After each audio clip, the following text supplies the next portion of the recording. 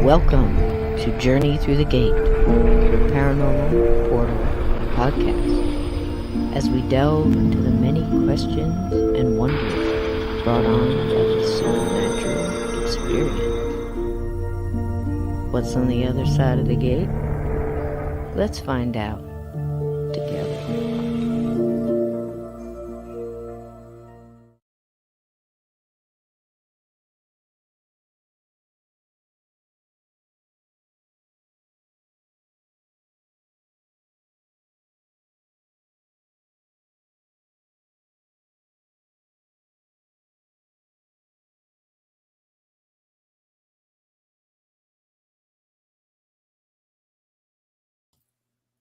Muted. Right out the gate. It's a Hot Mess Express. Welcome aboard, everybody. Woo woo. Hot Mess Express are gonna be mashing buttons, doing all kind of crazy crap. Okay, anyway, start over. What was I saying? Wasn't that beautiful? That was our featured artist, Ashton Fulero. And are we good now? Are we 5-5? There's a big delay. And you guys too, listen, when people are talking, back and forth, there's a delay. It depends on, what their bandwidth is, what system they've got too. So, I was on a thing the other night and everybody would say about 5 or 6 words before they'd realize the other one was talking to or whatever. And it gets crazy. So just bear with people. It's not anything like disrespectful or anything like that. People do. We can't freaking hear each other. So anyhow, Asher Valero, all the music that you have heard. Hey, Forensic Mystics. Hey, everybody. Since last night, the 3 in the intro there with all the gifts and everything. I want to thank VidEasy and Pixabay. It's all there in the description. All the artists that contributed videos or gifts. Of course, gifts doesn't come with much most of the time. But any of the stock footage, it's all there in the description. So listen, there's some great artists out there. And, when I'm doing this, it's not just uplifting the composer of the music. It's some of these people and their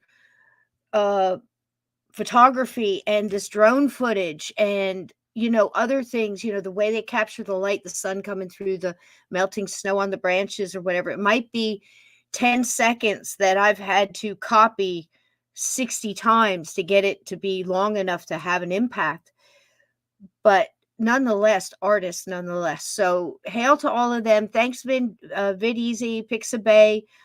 If you're looking for graphics or vector art or clip art, they have that too. So look down in the description when you're looking for something. Don't just click images, hit videos, hit GIFs, hit stickers, vector art, illustrations, all that. So if you're in the mind to make your own cover art, say like I do with Crispy in it, episode art for YouTube, iTunes and stuff like that, that really helps out too.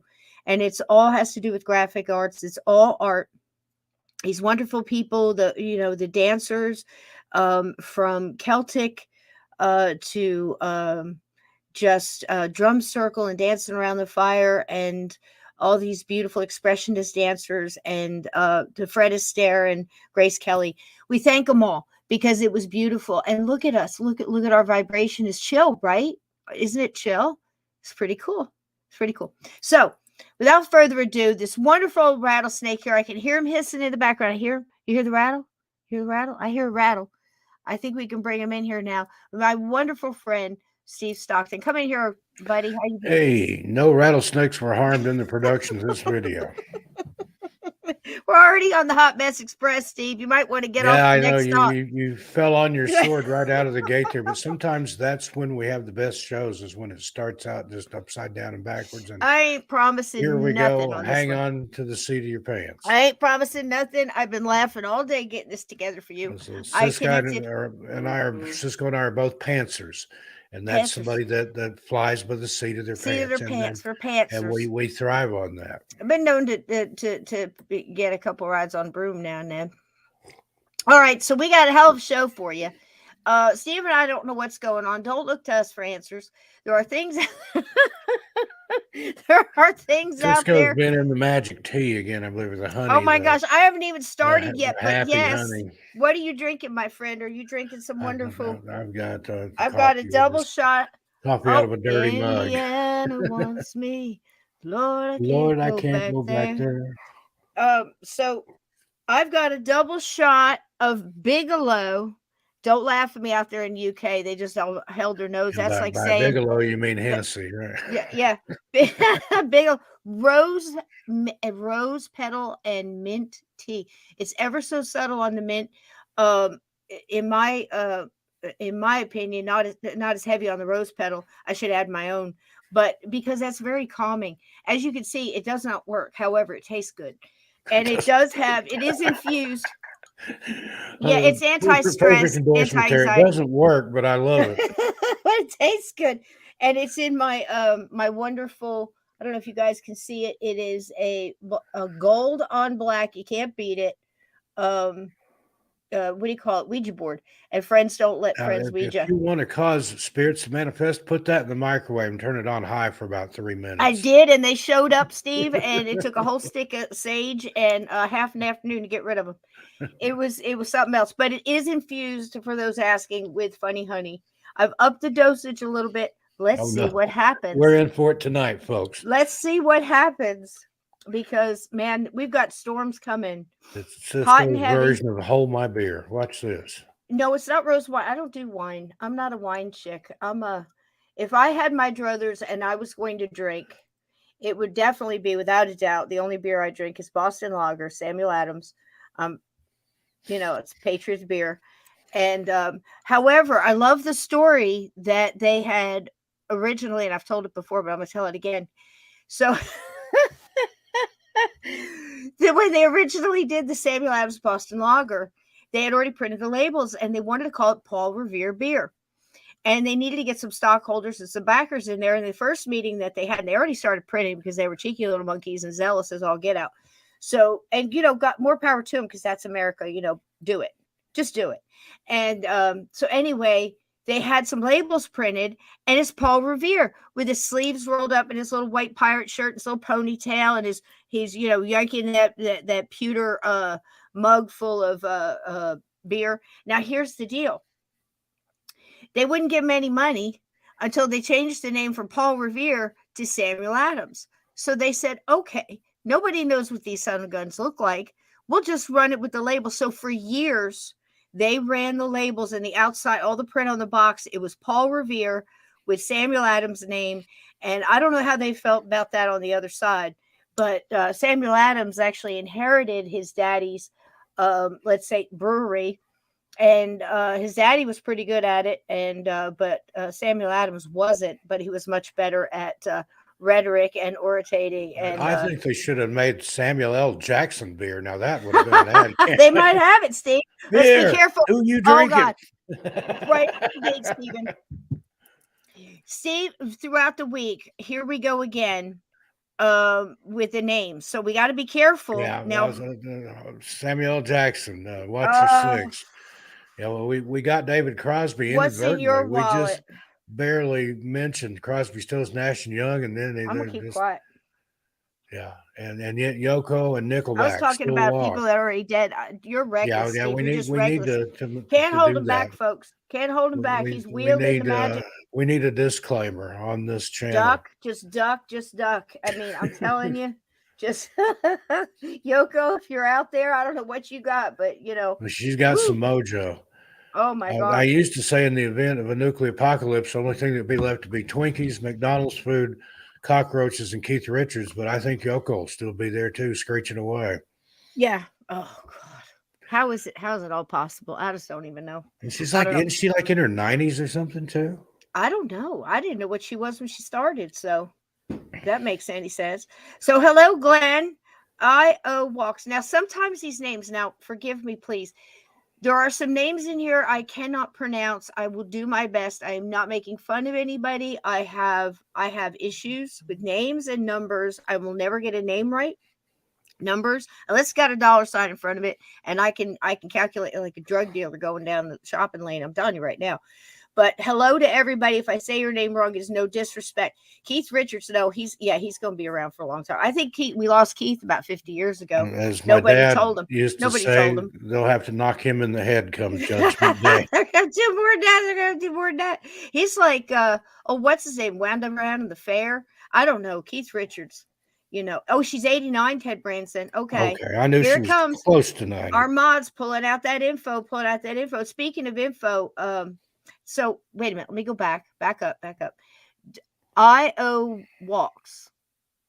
Okay. It's a combination of Iowa and Walk. Oh, okay. So, okay. Got it. Because there's this one guy from years ago, I'll never forget. MT, capital MT, and then the little my and pockets. And I kept calling Mountain Pockets.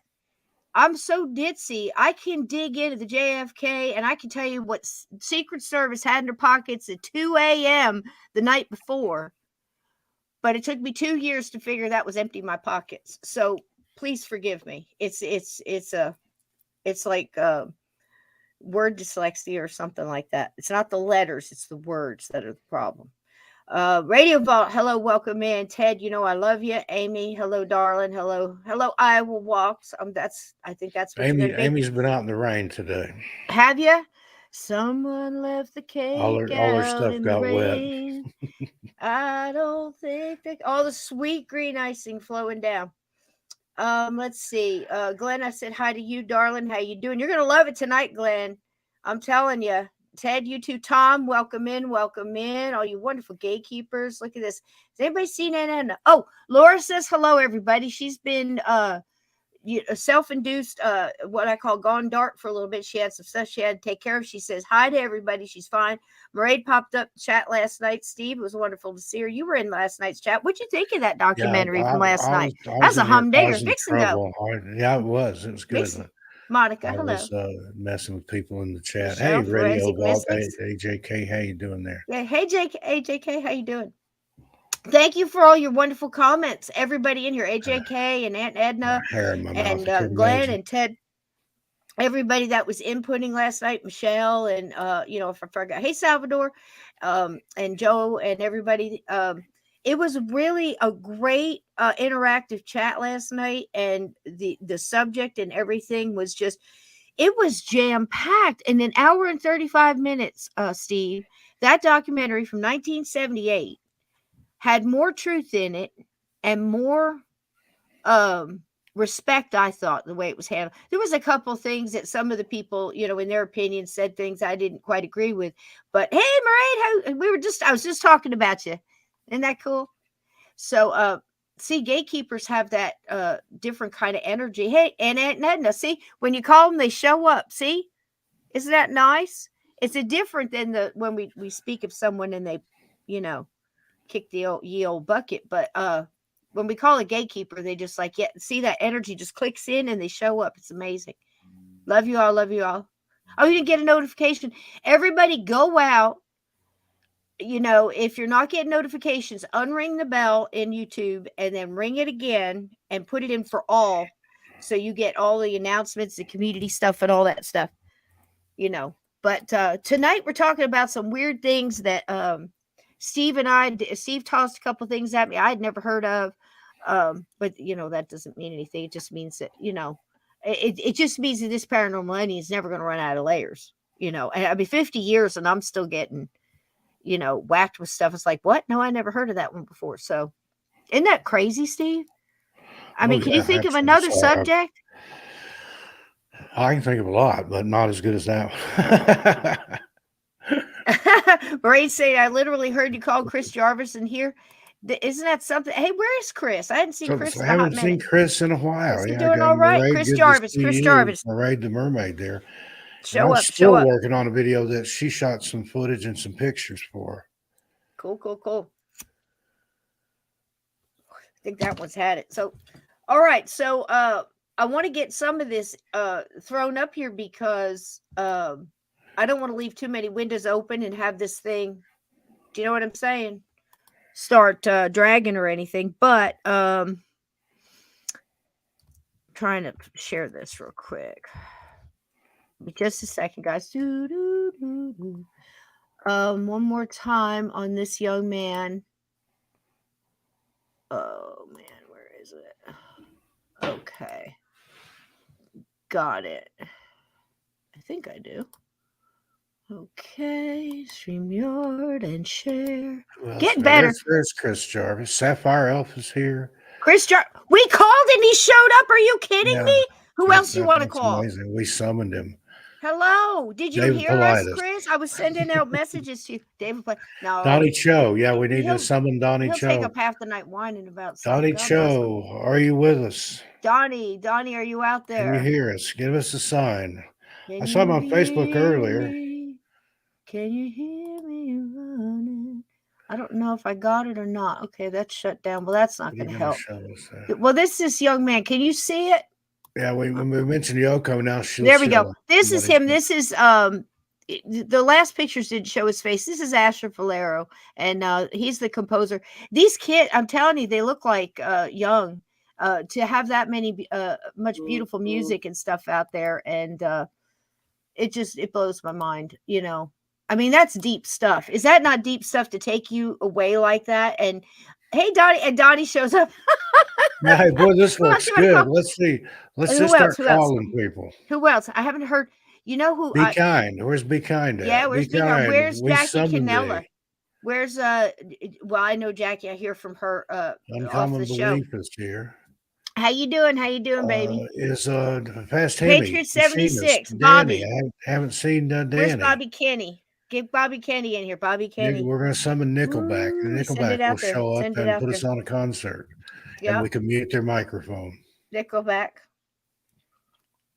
Is it gotten so bad that now all you have to do is say Nickelback and a camel dies, or do you have to actually play the music? It's okay if you don't know. I don't know. Okay, it's okay. All right, so this little ditty right here, I'm gonna start it right out the bucket, Steve. I can't explain it. I don't know what's going on. I'm gonna ask you what you think what you think is going on, and if you don't know, it's okay. Right, Steve? That might be the theme for tonight. I've seen this video, and I'm not sure which one you're going to play first or what you're going to present first, but they're both, they don't make much sense. This young man, before I play it, I hope it's not going to play a daggum. All right, you tell me if you guys can see this. Hold on one second. It's a loading. Okay, so this young man, Zaytruth 101 on YouTube, has put a bunch of these together, of these things. And this, my friends, is the trees moving by themselves. Seeing these videos of trees moving. Now, this looks really weird. It was caught on drone footage, as you can see. It seemed like look at this. Trees are moving, or at least one of them trees is moving wildly or communicating with the other trees. Now, they do say that trees do move like 2 to 3 centimeters every couple of years, but this is wild. You can actually see the. You see this mess, Steve? Yeah, I've seen that people try to debunk this and say, well, there's a crane that's out of the shot and you can't see, like there's a helicopter or a bulldozer with a bucket or something that's got them picking them up moving, but I don't think so. In some of these, explain that one. It might be a helicopter or something, but I don't know if you could do that with a helicopter. Maybe one of those Hueys or something. But or they're trying to move towards the sun. This right here was caught by. Well, look at that. It's got gas. On the ground, breathing of some sort. That's the way my stomach feels after I ate a big meal. I'll be like, okay, we got to go. Too bad we got to go. almost kind of looks scary, like an earthquake. Never have If something's going on, I don't want to like be there to see what it this is. tree moving starting to scare me. Now, come on. What's Some that? people say that they could be haunted by souls or spirits. But as you can see, this tree right here was caught on cell phone footage of somebody at a gas station. And this tree seemed to be in distress. It's moving real dramatically. Almost as if somebody's shaking it and moving it mechanically. He just said this tree seems to be in distress. Almost like it's I don't know. That really It's just gonna lift up its skirt and run. I'd say so. It went. CIA's doing it. Did you see that? That's wild. It is wild. I agree. Project Bluebeam. I mean, is it even real? Is it a project? I don't know, dude. I don't know. And it doesn't look like CGI. I mean, who's going around and going, you know what we're going to do next? We're going to make a bunch of videos of trees heading out of town and on their own, out of nowhere. Or know everything. And that's nature already. I like this one. We're so busy. I don't know what Bigfoot just picked it up, decided to just go on, you know. 95% of the water we haven't even discovered. He's speaking truth, by the way. But we so busy worrying about other planets. Yep. I don't know. Yeah, he's speaking Let me little know truth. what y'all think. Spitting truth. But there you go. Yellowstone.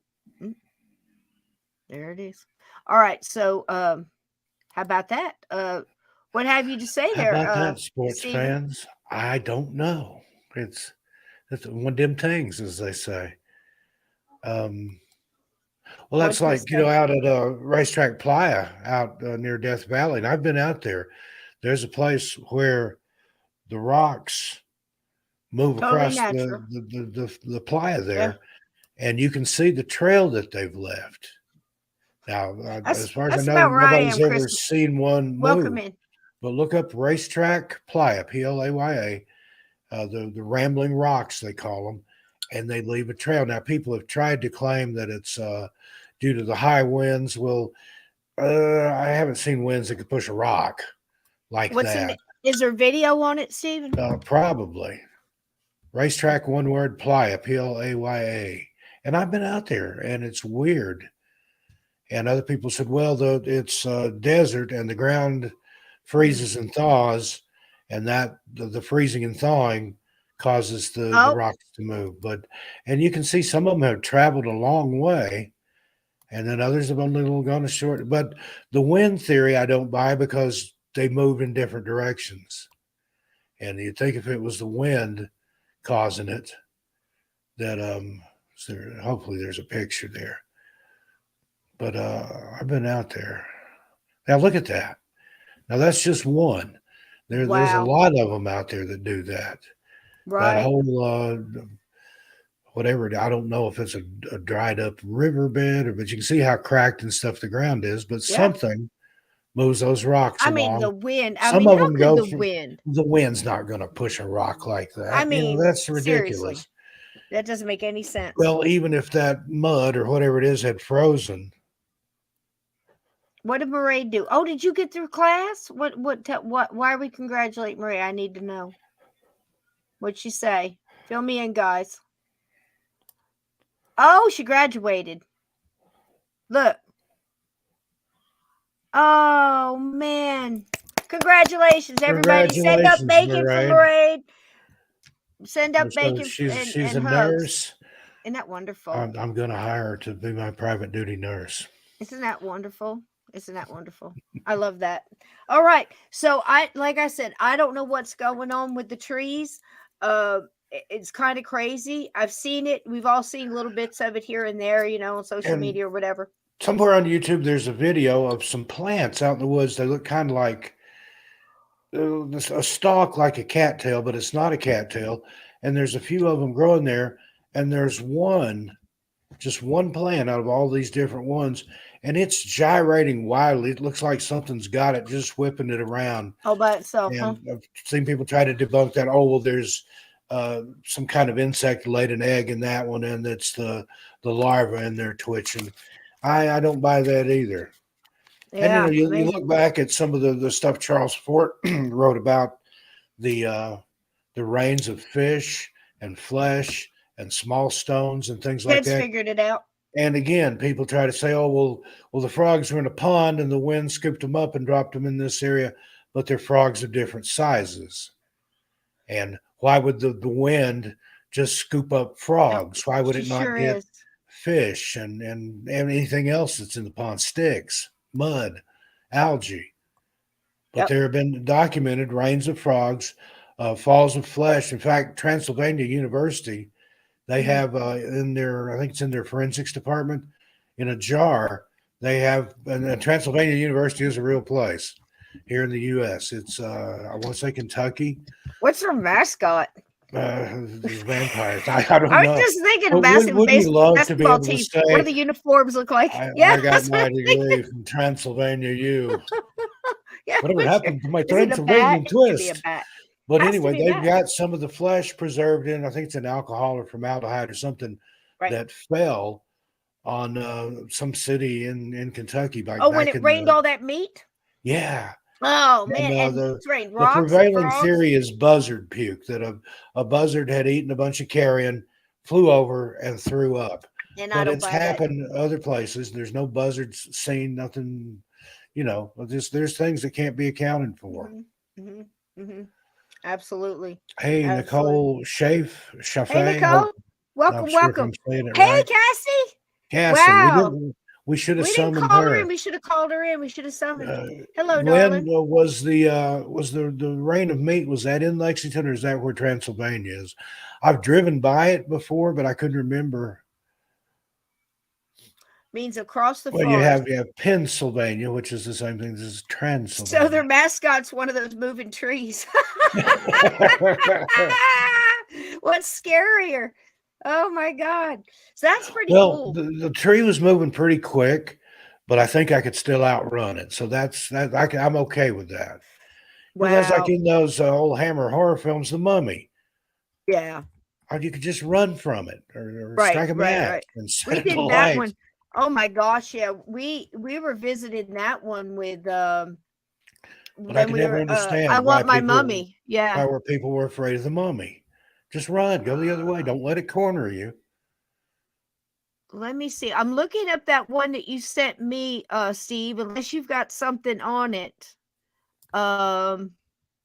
Which one is that? It's the one that's disappearing. I'm trying to find the and that's happened in a couple different places. Yeah, it seems like there's a lot of them.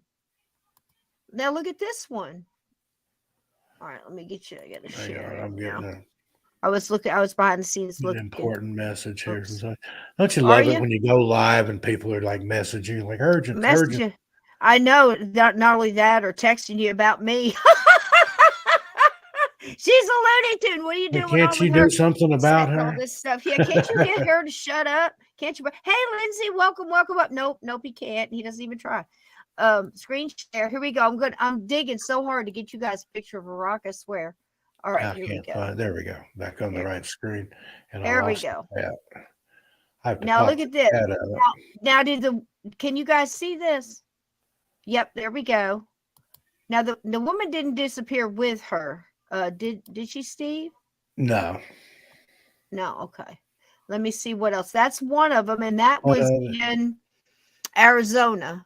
From the Arizona forest. Some of those, even the park rangers were mystified, and they was like, "Well, some of those rocks are valuable. That might be worth $200 or more. Somebody's going to go to all that trouble to go in there, and you'd have to have a backhoe and a dump truck, and I don't know what all, to steal a rock that big for $200 bucks." It'd be cheaper, it'd be more money stealing the catalytic converters off cars or stripping the copper out of stuff. Well, it also nobody's going to go to all that trouble to steal a rock. Right. And it went missing for a couple of years, didn't it, Steve? And then it just reappeared again. It was missing for a while. I don't remember how long, and they were all mystified, and the park rangers know, because you couldn't have got heavy equipment in there without somebody noticing. I mean, a dump truck or a backhoe or a forklift even. Somebody's going to notice that. But then it just mysteriously reappeared. One morning, it was just back. Now, it was either the most elaborate prank ever, or the rock apported and can teleported back, or it's one of those rock creatures that the Algonquin Indians talk about. They have a legend about a creature that can disguise itself as a boulder, and it hides in a boulder field. Now, if you watch Missing Persons Mysteries, my other channel, you know people often go missing in or are found in boulder fields. Well, if you're walking through a boulder field and there's something that looks like a boulder, and then what it does, according to the Algonquins, it opens up, it swallows a person, and gets whatever it needs out of your life essence or whatever it squeezes out of you, and then spits you back out. And that lines up with people that are found sometimes in these boulder fields that have been missing. They're found deceased in a boulder field, and they look like they've been dropped from a considerable height when there's no height to have been dropped, pushed, or fallen from. Yep. So there you go. Yep. If a rock creature swallowed you, squeezed you to death, and spit you back out, you might look like you'd fallen from a considerable height. Just one of them things, man. We've upped the dosage. We're going to see what happens, Radio Vault. Prepare. Buckle your seatbelts. Hang on to your underwear, kiddies. It's going to be a wild ride here. Yeah, I Old think that's religion crazy. Dystopia too. Yeah, Good thank to see you so much. Hit that like button, guys. Last night. Would you go out there and hit that and then come back in? Hey guys, how you doing there, Old Religion? Go out there and hit something and come back. I hope you got my email back. It was late. About? I probably. You're talking to somebody else. I'm sorry. No, it's okay. I was telling. I thought you asked me if I went out there and hit it and came back, and I'm like, wait, what am I supposed to hit? Oh, the rock, the boulder. I don't know. I just heard. Did you go hit it and come back? How is Tiger Lily? Good. She's doing well. She's probably listening in. She was cooking dinner right before the show started. So, what, the infused honey, Aunt Edna? It was a Christmas gift from my sons. I think they're just secretly trying to kill me with THC, but that's okay. What hell of a way to go, right? Radio Vault, that watermark, even if you have a paid subscription, there's a way to turn that off. That's AJK, isn't it? Yeah. Is it? Okay. He also has the Radio Vault where he plays kind of like stuff I do, but he does like the mystery and suspense and some of those other slap that up old, here. Old radio shows. Put that link up here, Radio Vault. He's not a mod, but one of you mods drop a link to the Radio Vault. He's not a mod. How did you not? He's got some good stuff. He's got the Blue Beetle. He had that series and some of those good old time radio. Yep. And like I said, put your links up here. Yeah, if you've got a show. And here, I know you do too, Old Religion. I'll make you a moderator so you can throw your links up here. Okay, hon? Put those up here because if you have a show, like I said, if you're an artist, I don't care, if you do illustrations, if you do editing, if you do writing. There we go. Ted Branston got it. Thanks, Ted. But everybody go over there and subscribe. It's an awesome channel. If you enjoy some of the stuff I do on 13 Past Midnight with like the LibriVox and some of the BBC radio plays I've been playing over there, he does the same thing, but more from a crime and mystery angle. And there's some good stuff over there. It's high, all right. And I'm telling you, check him out. It takes you there too. It hits you all of a sudden. I've had edibles. I've done the chocolate chip cookies. Funny story once. My sons had some company over. They were older and they were helping pay bills. So, trust me, we're out in the rural country. So anyway, for somebody's birthday, they made a couple dozen chocolate chip cookies infused. Let's just put it that way. And so they had them a plate, whatever. They had them with them. And we go to the next house to pick up the crew, before we go to the next thing or whatever, a tool or whatever. When you're in construction, you got subcontractors in the family. You're all over the place constantly, back and forth with stuff and tools. So we go by and my father-in-law sees the plate and grabs about 3 of those suckers right off the plate and has one in his mouth half gone before anybody can say anything. And then what do you say? Because, it's your grandfather. So you don't say anything. You just hope for the best and realize that you're out of here and you're leaving him behind. So you're not going to be able to, he's not going to be able to get a hold of you for a couple of days. So we just let him go ahead. And I said, they had asked, he wasn't driving. He was going in the house to watch boxing. So he probably had a really good night. I'm telling you, they were pretty powerful. I had a similar experience. I had a guy that worked at Intel in Portland, and he owed me some money, and he had it for me, but he didn't have a car. And he said, You're welcome, honey. I hate to even ask, but can you can you take the train, the commuter train out to the Intel campus? And that's like way on the other end of Portland. But I rode out there. It was on Sunday, didn't have anything better to do. And I'm standing there on the train platform waiting on him. He comes bopping along. He lived within distance of the train station. Right. And he gave me the money that he owed me, and he gave me a little bag, and he said, I brought you a little something extra, and it's some cookies. And he said, they're homemade cookies, and they're special cookies. And about that time, there was a train like pulling in or going out or something. And he said, be careful with those. Start out with 4. So I thought, okay, well, thanks. For and what? 4 bites? 4 cookies? We parted ways, and there was like a dozen cookies in there. And so I ate one, stand there on the plane platform. These are pretty good cookies. They taste good. I wasn't feeling anything. So I ate another one. And I think by the time the train going the direction I needed to go got there, I'd eaten 3. And then on the train, I ate another one. And about the time, if you've ever been to Portland, I think I was about down to the fairgrounds or maybe the zoo, or it might have been when you come to the library stop just before you get into downtown. Right. But about that time, the cookies kicked in. Uh-oh. And I think I fell asleep. And because I'd close my eyes like, wow. And then all of a sudden there's other people on the train that I don't recognize.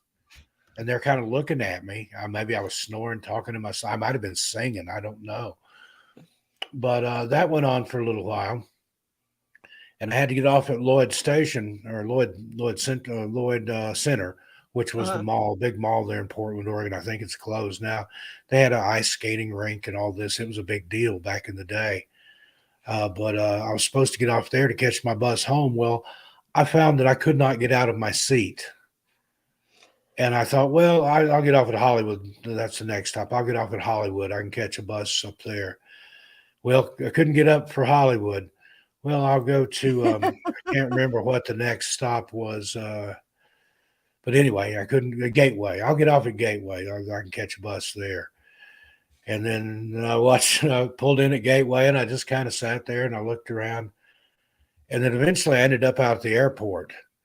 And that's the complete opposite end. Like the Intel campus, that's, I believe, the blue line. The red line runs north and south. The blue line runs east and west. The blue line goes from just past the Intel campus all the way out to the airport, which is completely on the other side of Portland. Well, I'm at the airport, and I'm still on the train. And the nice thing about this is when they get to the end of the line, you don't have to get off and get on one going the other direction. It just goes by. There's an engine on each end. Here's to you, baby. So I just stayed on the train. Same deal. I got back to I can't remember the name of that stop. I couldn't get off the train. I got back to Gateway. I couldn't get off the train. I got back to Hollywood. I couldn't get off the train. Got back to Lloyd Center. Couldn't get off the train. Rose Quarter. Couldn't get off the train. Next thing I know, I'm back downtown. I'm like, holy cow, I'm going to end up back out at Intel again. So I finally got off the train and got on another train and went back to Lloyd Center, got off at Lloyd Center, and then I got on the right number bus, but going the wrong direction. So I'm on the bus, and then in a few minutes, I'm back downtown again. I'm like, wait, where's this bus going? What happened here? So then I got on yet another train. There's the Orange Line, which that was the closest one in my neighborhood. It was still a mile or two from the train station. And it's Sunday. The buses run on a Sunday schedule. They stop early. So I got on the Orange Line, made it back to my neighborhood, and the bus had already stopped, the one that would take me right to my street. So I had to walk the last 2 miles home, and it was an interesting walk. I mean, the garden gnomes were laughing at me and squirrels. I don't like them little bastards. And I was just out of my mind. And I went home. I went to sleep. The next day I woke up and I'm still feeling the effects. It hadn't even faded, I don't think. Yeah. And then I couldn't get out of bed the first time I took that hit from that. I called the guy and I said, dude, what was in those cookies? Dude. And it was some stuff he had made himself. It's stuff he had made himself. He had made and baked himself. And he had cooked that down to resin and made like the glass or the shatter or whatever they call it, and then he had chipped that up like sugar crystals and had put that in the cookies, so they were loaded. And I said, it's almost 24 hours now, and I'm still having I trouble. remember. Oh, what was that he comedian? said, well, how much did you eat? I told you to start out with a fourth. A fourth. And You said 4 did you cookies? say a fourth? There was a train, and I heard 4.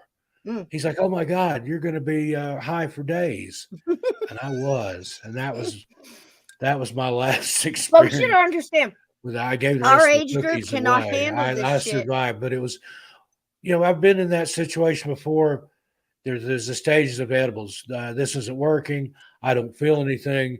This is weak. And then, shit. Take me to the emergency room. I told you, the first time they gave me the vape, it had just oil. I don't know. It's like what? One time he gave me something, and take, 1 or 2 hits and whatever. Before you go to sleep, I don't drive on it anymore. I mean, I'm way past that. I used to have done all that. It's my whole life. I've done sleep on now, the beach. I'm careful.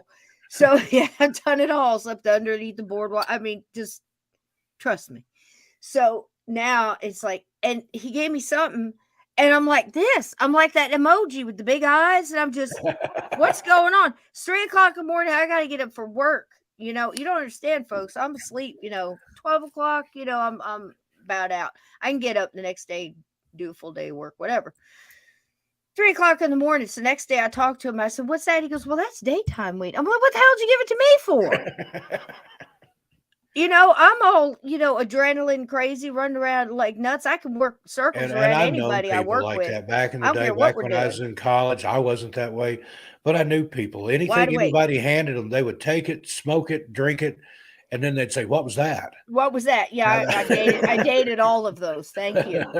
One guy, I actually saw him pick up 4 different colored pills off the counter. He said, what's this? It would down his gullet before I could stop him. He said, let's find out. That was a good weekend. Let me tell you. Hunter S. Thompson wrote, sometimes you buy the ticket, you take the ride. I don't want no part of it. Once it kicks in, he was good looking, but man, he was rough. I left him at a bar somewhere. But he never held that kind of stuff against you. You could take him places and tell him he was in one town and drop him off, and he was in a different town, and you'd see him like 2-3 weeks later. He was just as happy to see you as the first time. Yeah, well, I don't think you remembered. Like that would get just good looking. So out of control. We've left him in the bar, left him down on the strip there at Cumberland Avenue in Knoxville that runs through the UT campus, and then the next morning we'd see him in class and just like, dude, are you okay? Yeah, why? Oh, you don't remember last night? Not a damn thing. Well, you did this. No, I didn't. Yeah, you did. We left you. Somebody's mentioned you're drinking. And it's like, you don't understand. I used to go, this one time I worked. It was probably in my heyday. So I was at my peak of my alcohol tolerance. And I could do double shot. You're never going to believe this in a million years. I could do shots, double shots. And I'd start out with Jack or something like that. And by the end of the night, and that's a long night because I was the head cocktail waitress on 3 or 4 inch stilettos, by the way. So we did it, and we did it in heels, just like Grace Kelly. I'm telling you right now. I love that meme. She did everything Fred Astaire did backwards in a dress wearing high heels. So who's the better dancer? By the end of the night, I was on to Bacardi 151. And like I said, I've lit a campfire. Cherokee, Cherokee, Lenape, redhead from Jersey. So it didn't turn out well. Nightmare, how you doing? Welcome. I haven't seen you in a while. Good to see you back. We're summoning forth all the people we haven't seen lately. Yeah, we didn't specifically mention you by name, but they're good to see you, honey. In. All right, I want to address this for Over Legend. I did a show, Wonderful People, Steve. I sent them your way. They'd love to talk about, like I said, fairies and lore and portals and dimensions and just this whole wonderful thing. So you got to talk to Steve. Loves your stories. Mr. Brian Bowden, another voice. Hey, Brian, welcome. Blast from the past. How you doing, Brian? Good to see you. Yep. And that is Dark Horse This is Old Paranormal, Home Week Chris here and on Kristen. Journey to the Gate. Yep, and Bigfoot and a bunny. So please go over there and follow them. Believe they do their lives on Facebook, I believe. Is that right, Old Religion? I believe so. If they're picked up anywhere else, you're a mod now, so you go ahead and drop that link. But thank you for the kind compliments. I was interviewed last Saturday by them and very informative. Thank you so much. And he, puts in his again here like he does like I do. I look at it, go, damn, why didn't I read that before I threw it up there?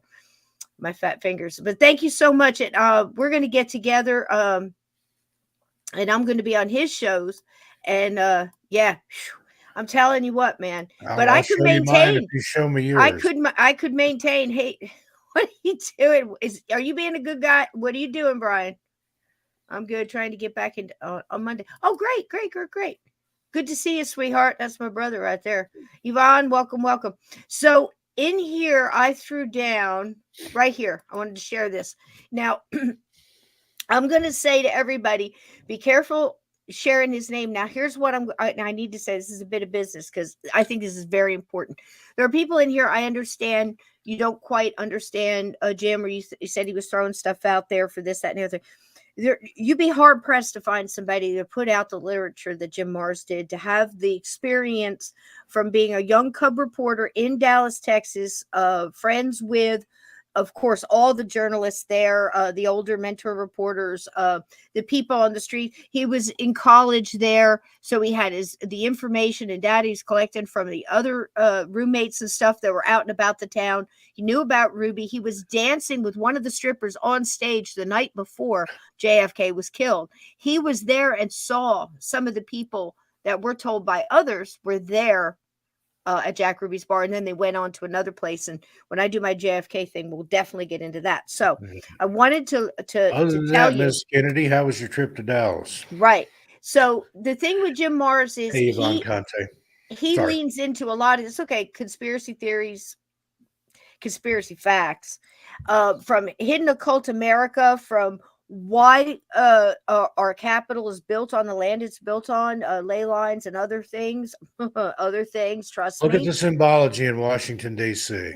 On and on and on. Blow your mind. Absolutely. So he's got multiple books on this, from our finances, to that island that's kind of like a Heckle end.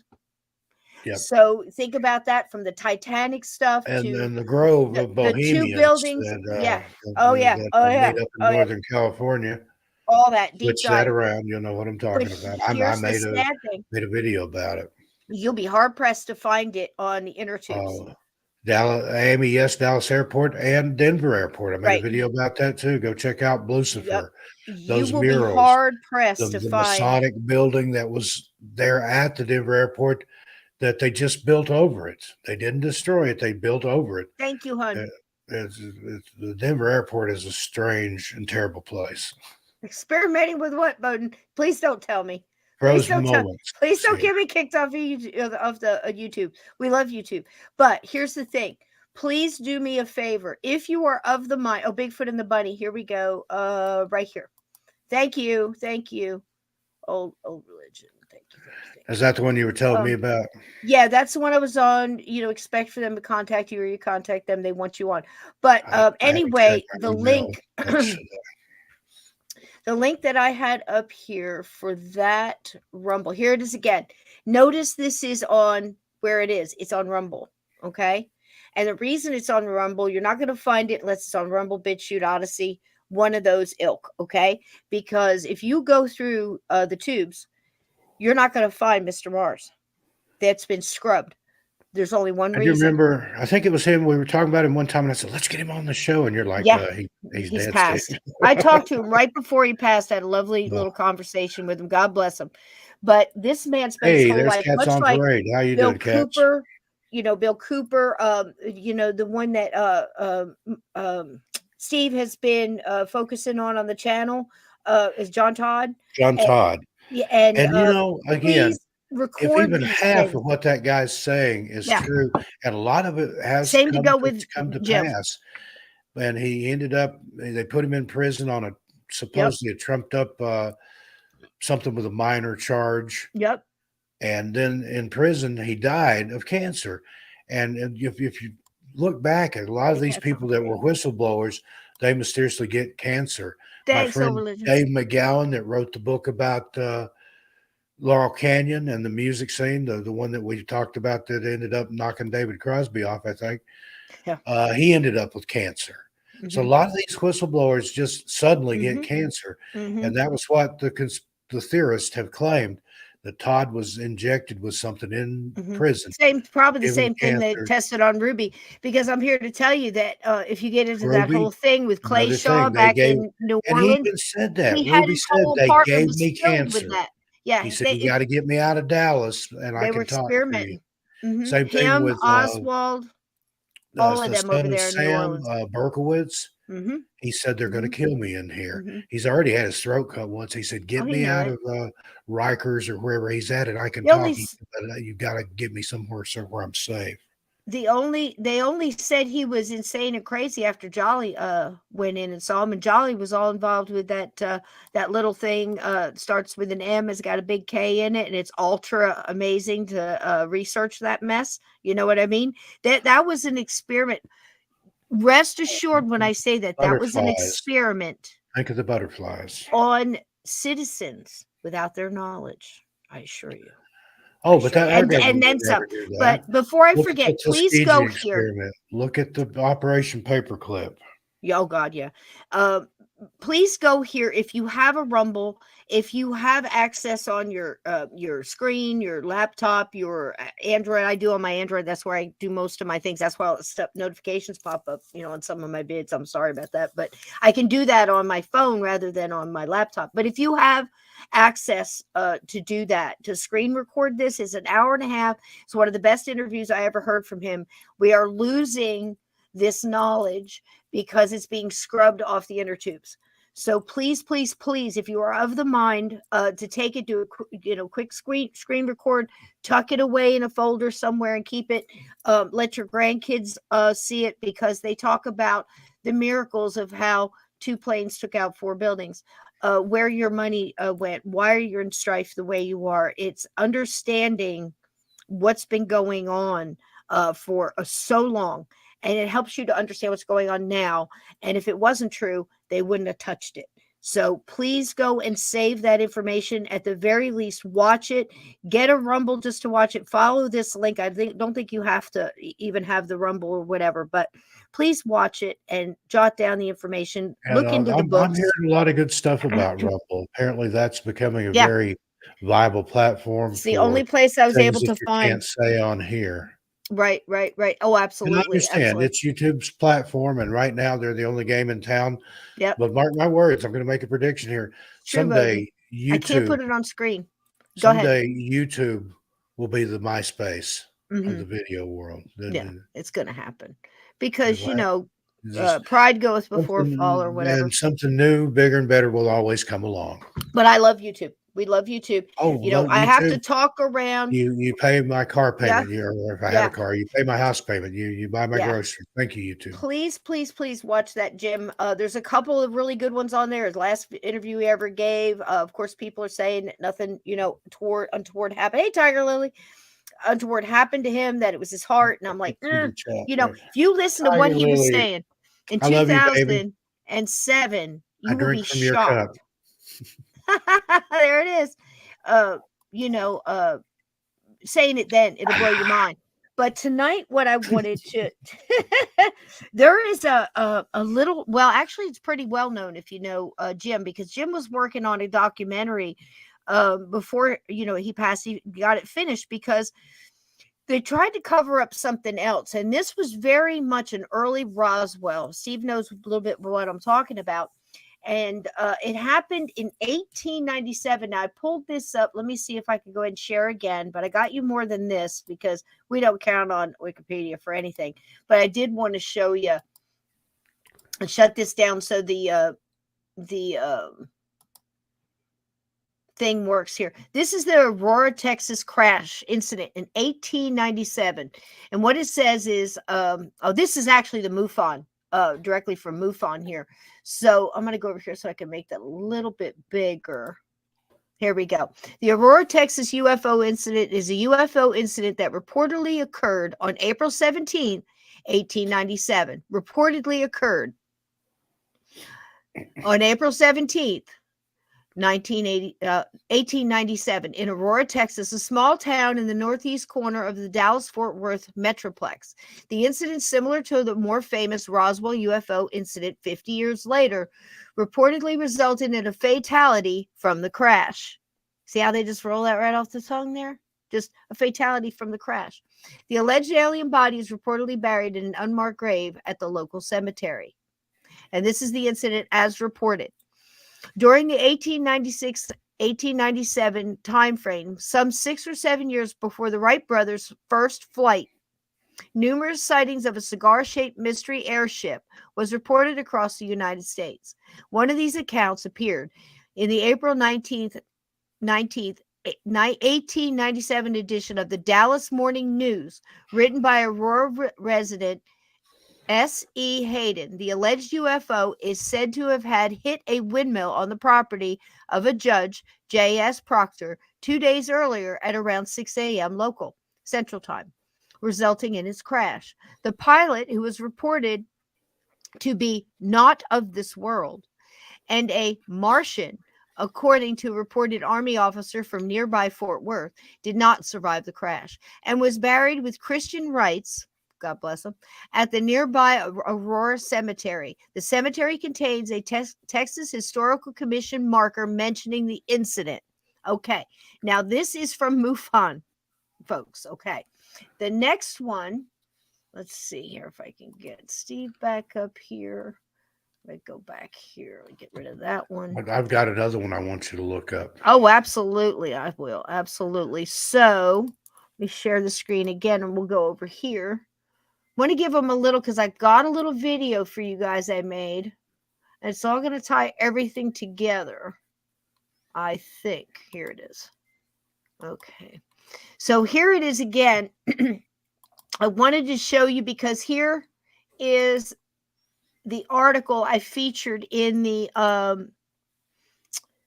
episode art. You can see it in the background. It says it says a windmill demolishes it.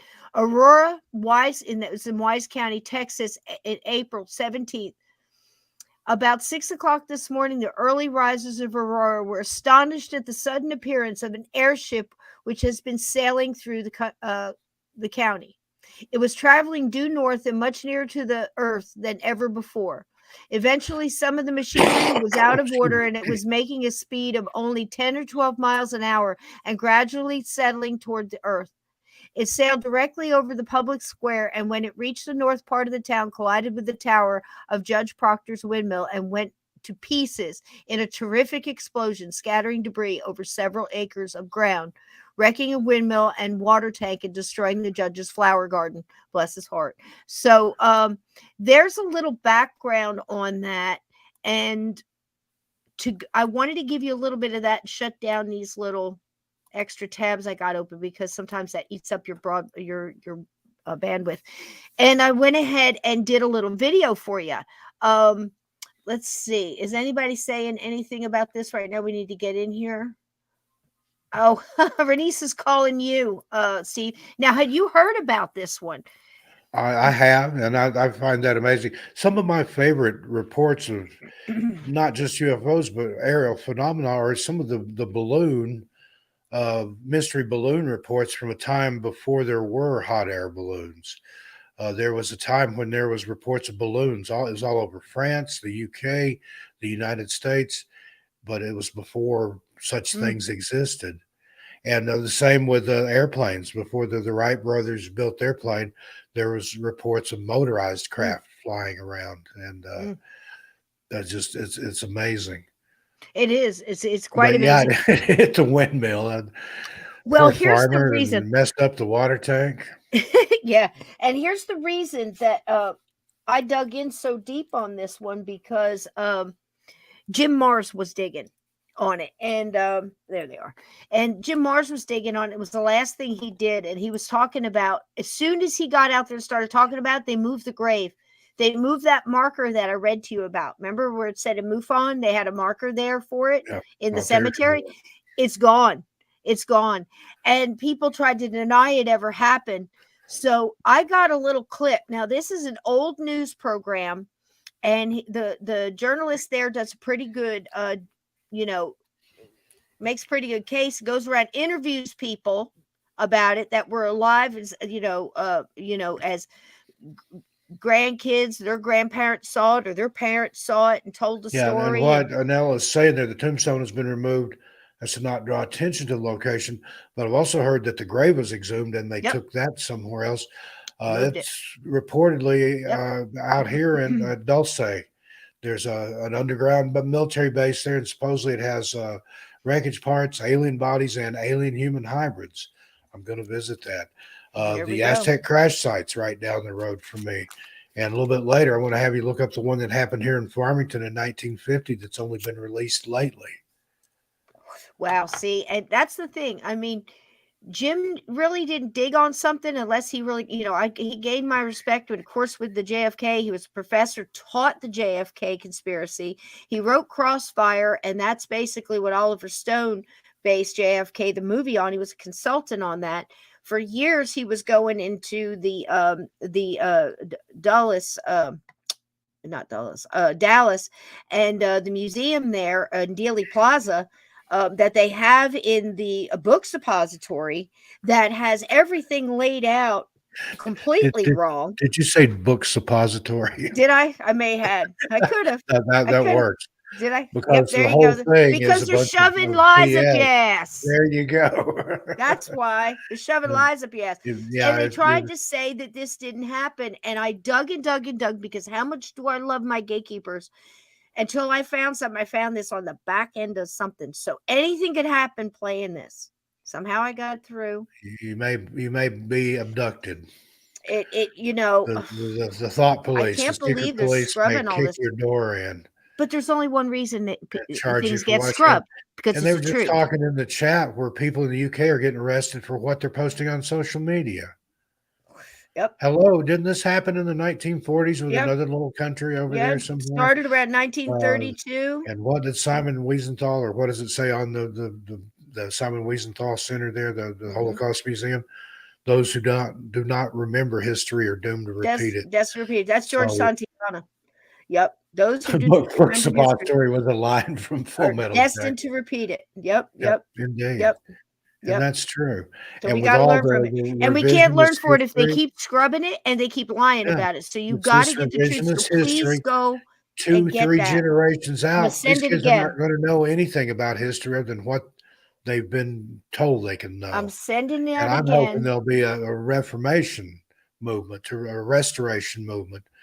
Just like, after the Civil War, you had the Restoration. Where they built things back up, or the Reconstruction was what they called it. But go in there and follow that guy with that channel too. History. Somebody somewhere is going to have to store the truth. Copy all this stuff and put it on a thumb drive or something. Put it in a safe deposit box, so that when you die in 20, 30, 40 years, your grandkids will get that and say, "Wonder what Grandpa wanted me to see here." And then bury the yard with a map, and they'll be blown away. Don't put anything in a BANK right now. Please don't. Yeah, please. There's so many problems. But lock it up. Get a safe. Yep. Put the safe in another safe. And put the and map. Get a big enough safe that nobody can carry it out of your house. I had a friend in Las Vegas. Got one of those little personal safes. He had with a handle on it to make it easy for the thief. He had a bunch of cash. He had some jewelry, and somebody broke in and stole the safe. So I'm like, you just made it easy for them. You had everything gathered up that they didn't have to toss your house or anything. They just went in and saw the safe sitting on the bedroom under the end table, and picked the whole thing up and walked out with it. So get a safe, put it in a bigger safe, bolt it to the floor of the wall. Well, we made it our own here, Glenn, because I get what you're saying, but it definitely has a more profound meaning now. And if they can change the definition of what up is, you know what I mean? I can tell you that if you don't learn from the past and what's happened in the past, and who was it that said you keep repeating the same thing? Is that Einstein? I think so. That the definition of insanity is to repeat the same thing expect over and something over different. and expect a different result. Yep. So, Something we was can to that sit here effect. and I'm see all this paraphrasing. stuff happening. We can look back and see what they did. But until you understand the depths and how deep the tentacles of this evil That's machine like there was goes, a guy I you're read never about going to just be a able to few get years uprooted. ago that was researching and writing about the Lincoln assassination, and somebody tried to assassinate him. Oh, I Now know that old religion. goes back over 100 years, Mm. and there's still something that somebody doesn't want you to know about that's Mhm. pretty deep tentacles with that one there. Cisco, everybody, I've got to step away for a minute. All I'll right, be can I right play back. this vid? Will you Now be able roll to that see the beautiful vid? bean footage. I'll watch it on my phone. You'll be able to see, because I don't want you to stop it, miss it. Okay, I got you. All right, so that's my deal. So please, please, please, I'm going to say it again. Bobby Kenny, old religion, it sounds like that you be of the mind and would have the ability to screen shoot that, record it, whatever.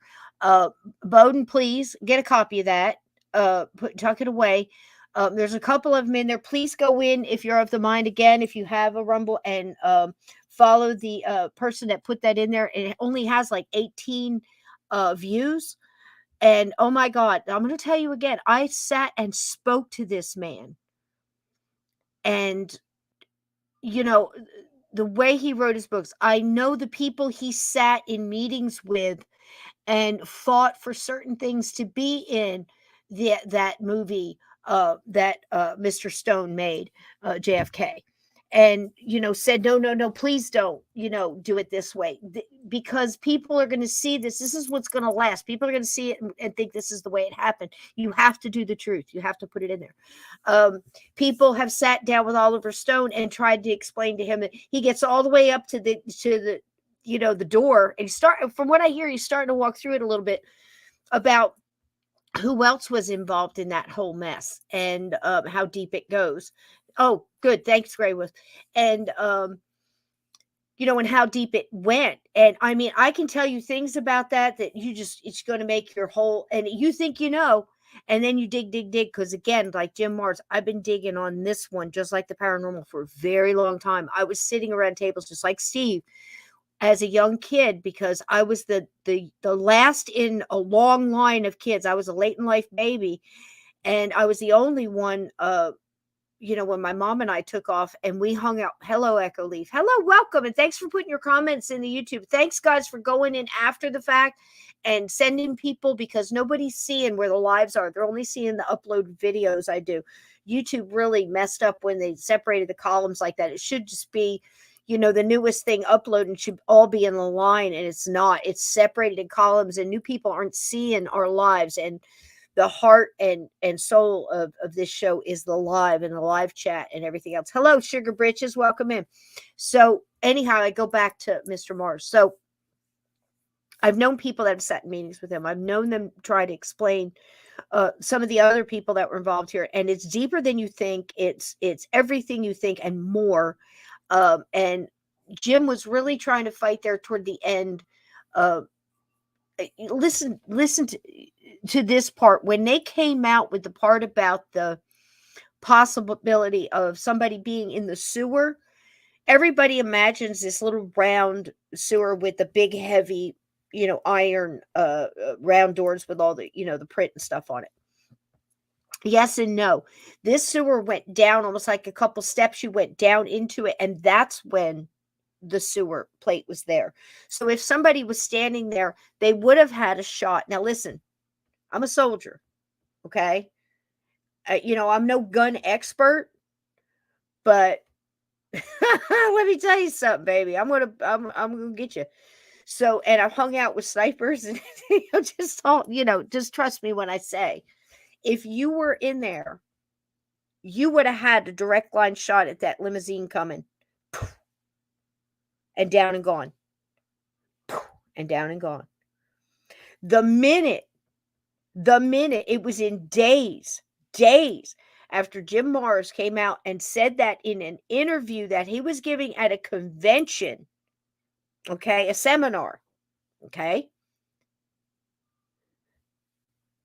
that sewer, after almost 50 years, was sealed. Can't even tell one is there.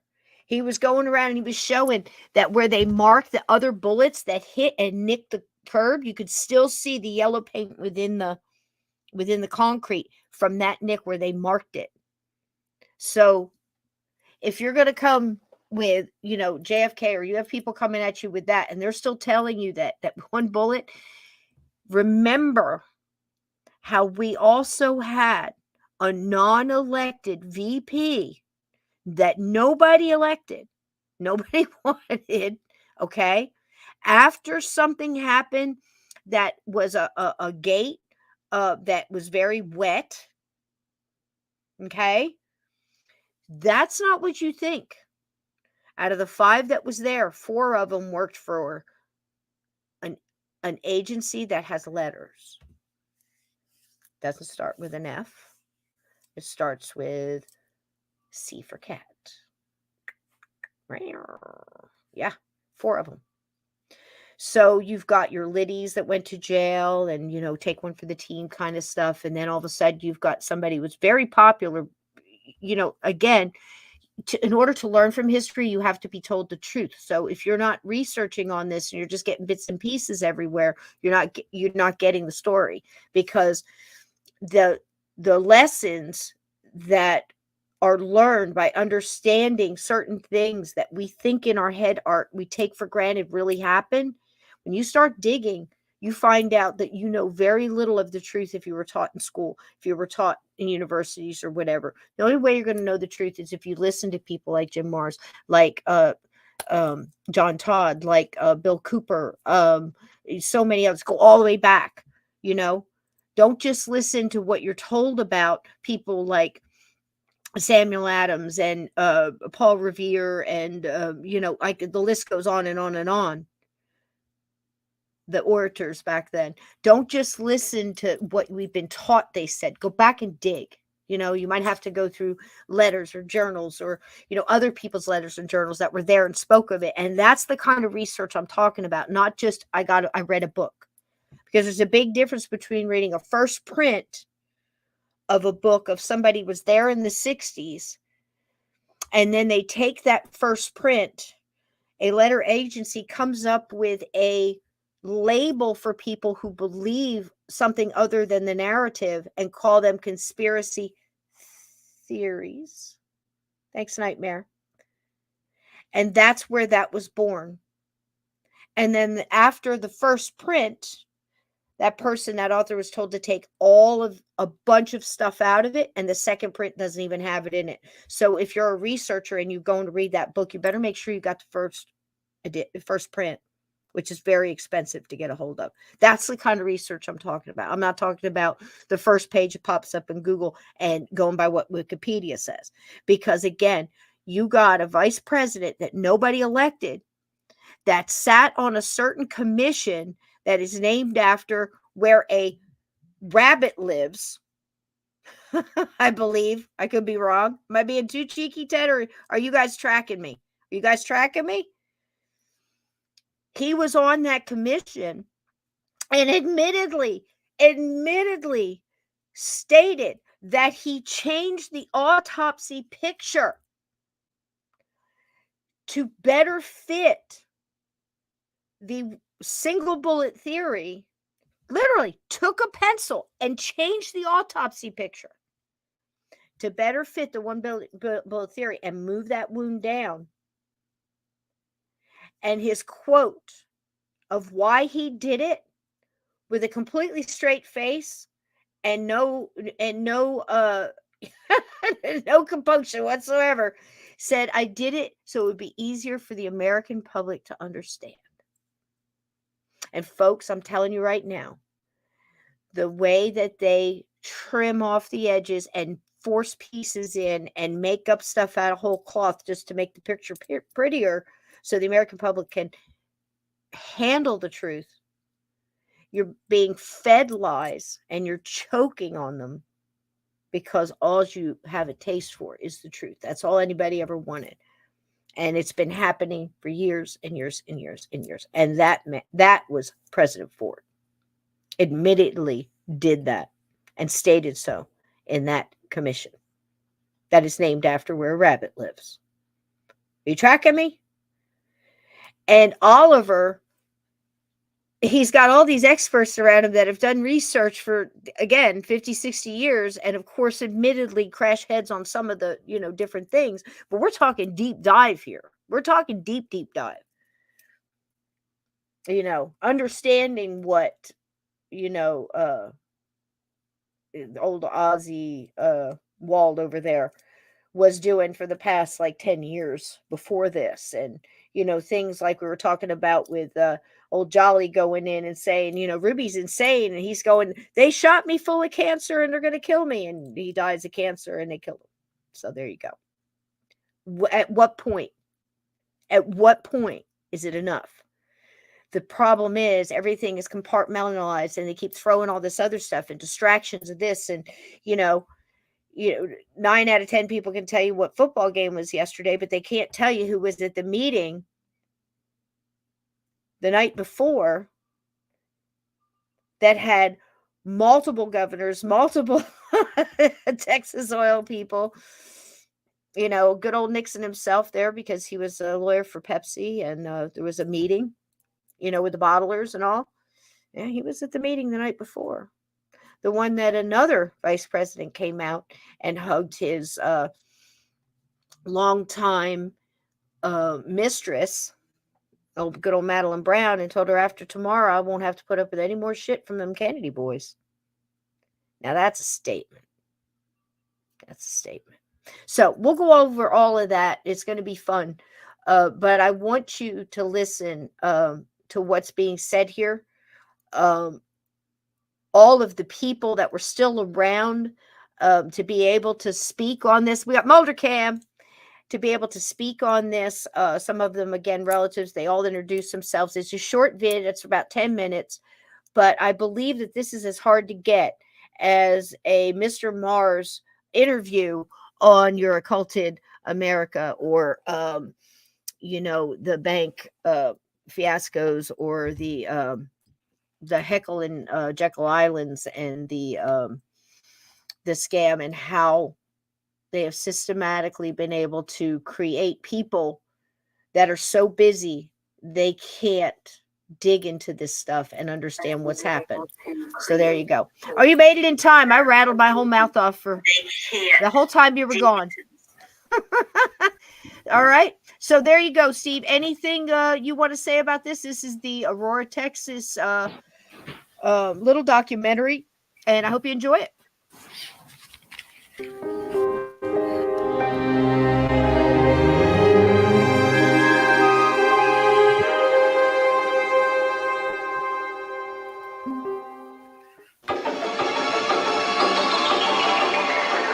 A mysterious body, a strange metal. They could not have manufactured this material in 1897 to anywhere near this purity.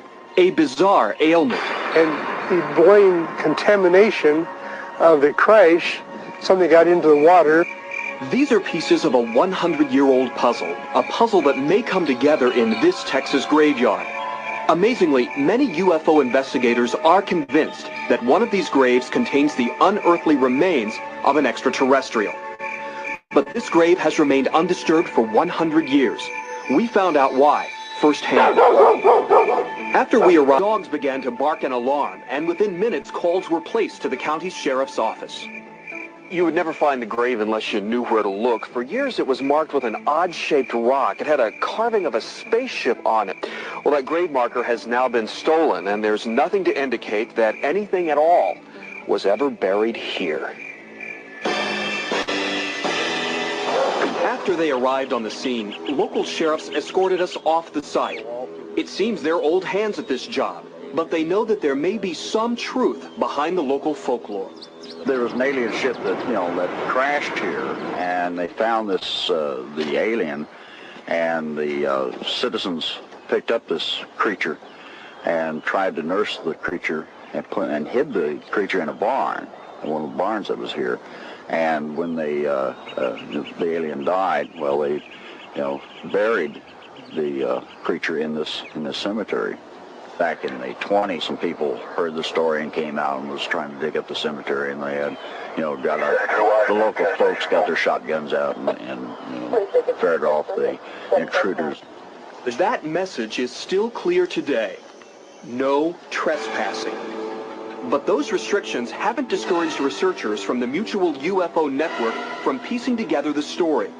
It began with a series of strange encounters in 1896 and 1897. Well, the month of April 1897, people were reporting what we call mysterious airships, for the lack of a better name, all over the Midwest, from Michigan. Would we call it UFOs now? We would call it UFOs now, yes. But this particular encounter was different from the others. One of these airships allegedly crashed into a large wooden windlass or windmill. That was the beginning. Charlie Stevens saw this object coming in at 4 a.m. in the morning, and it came up and hit the windlass and destroyed it. And what Charlie Stevens was seeing from about 3 miles away down there. It flamed up, it exploded, and you can see the flames from that distance. Today, the story still lives on with Bonnie Oates. He got in 20 foot of this old well house out here, and he said, now right in here is where it happened. I said, well, that's where the well is. He said, there's a lot of twisted metal. In a more sophisticated place or time, this bizarre incident might have attracted more attention. But this was an isolated farming community, and the commotion quickly died. It would be the logical thing to do is say, well, let's clean up the mess, let's bury the thing and go on about our business. Not even realizing the value or the importance scientifically to the find that they had. What did they find? Based on eyewitness accounts, investigator Hayden Hughes managed to create these composites of the ship's dead pilot. Most of the smashed ship was carted off as souvenirs, and at least one metal chunk was buried with the pilot. But a few pieces were tossed down a well near the crash.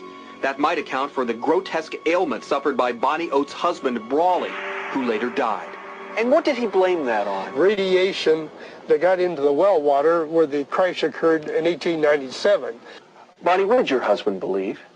Well, he thought there's something somewhere, he didn't know what. Although radiation levels around the crash site are normal, metal fragments may still remain. What do you got there, Bonnie? What is that? Oh, that's... Bonnie saved some of the metal. Metal that she is convinced caused her husband's illness.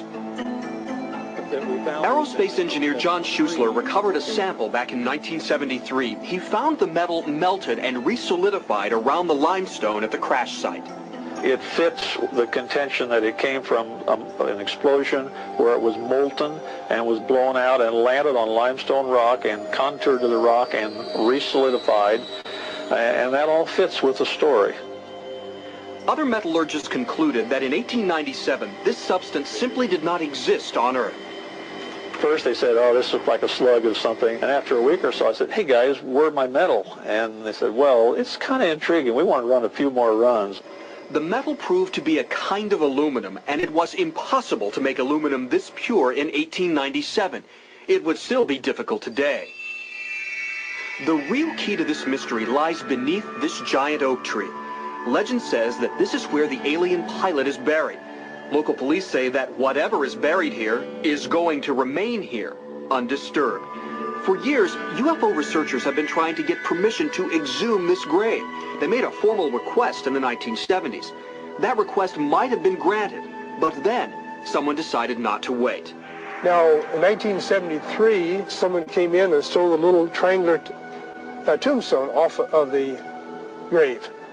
And the following weekend, someone came in with a 3-inch pipe and drove right down into the grave, and where it had been showing that metal was buried there, according to metal detectors, it was now gone. And so the local people call that grave robbing. Well, you could say that. Something was taken from that grave. At that point, negotiations to exhume the body collapsed. Still today, the locals refuse to disturb their graveyard out of respect for the dead. This is a rural county. People have a way of life that they want to protect their own. And before, because people have destroyed the cemetery and moved markers and things like that, they're quite protective of the cemetery. To be so close to the evidence, to the physical proof that there are extraterrestrials that cannot be disputed, it is very frustrating. For 100 years, the mystery has remained undisturbed. UFO researchers are furious, but they know better than to take the law into their own hands. But underneath the oak tree, the hidden truth may be waiting.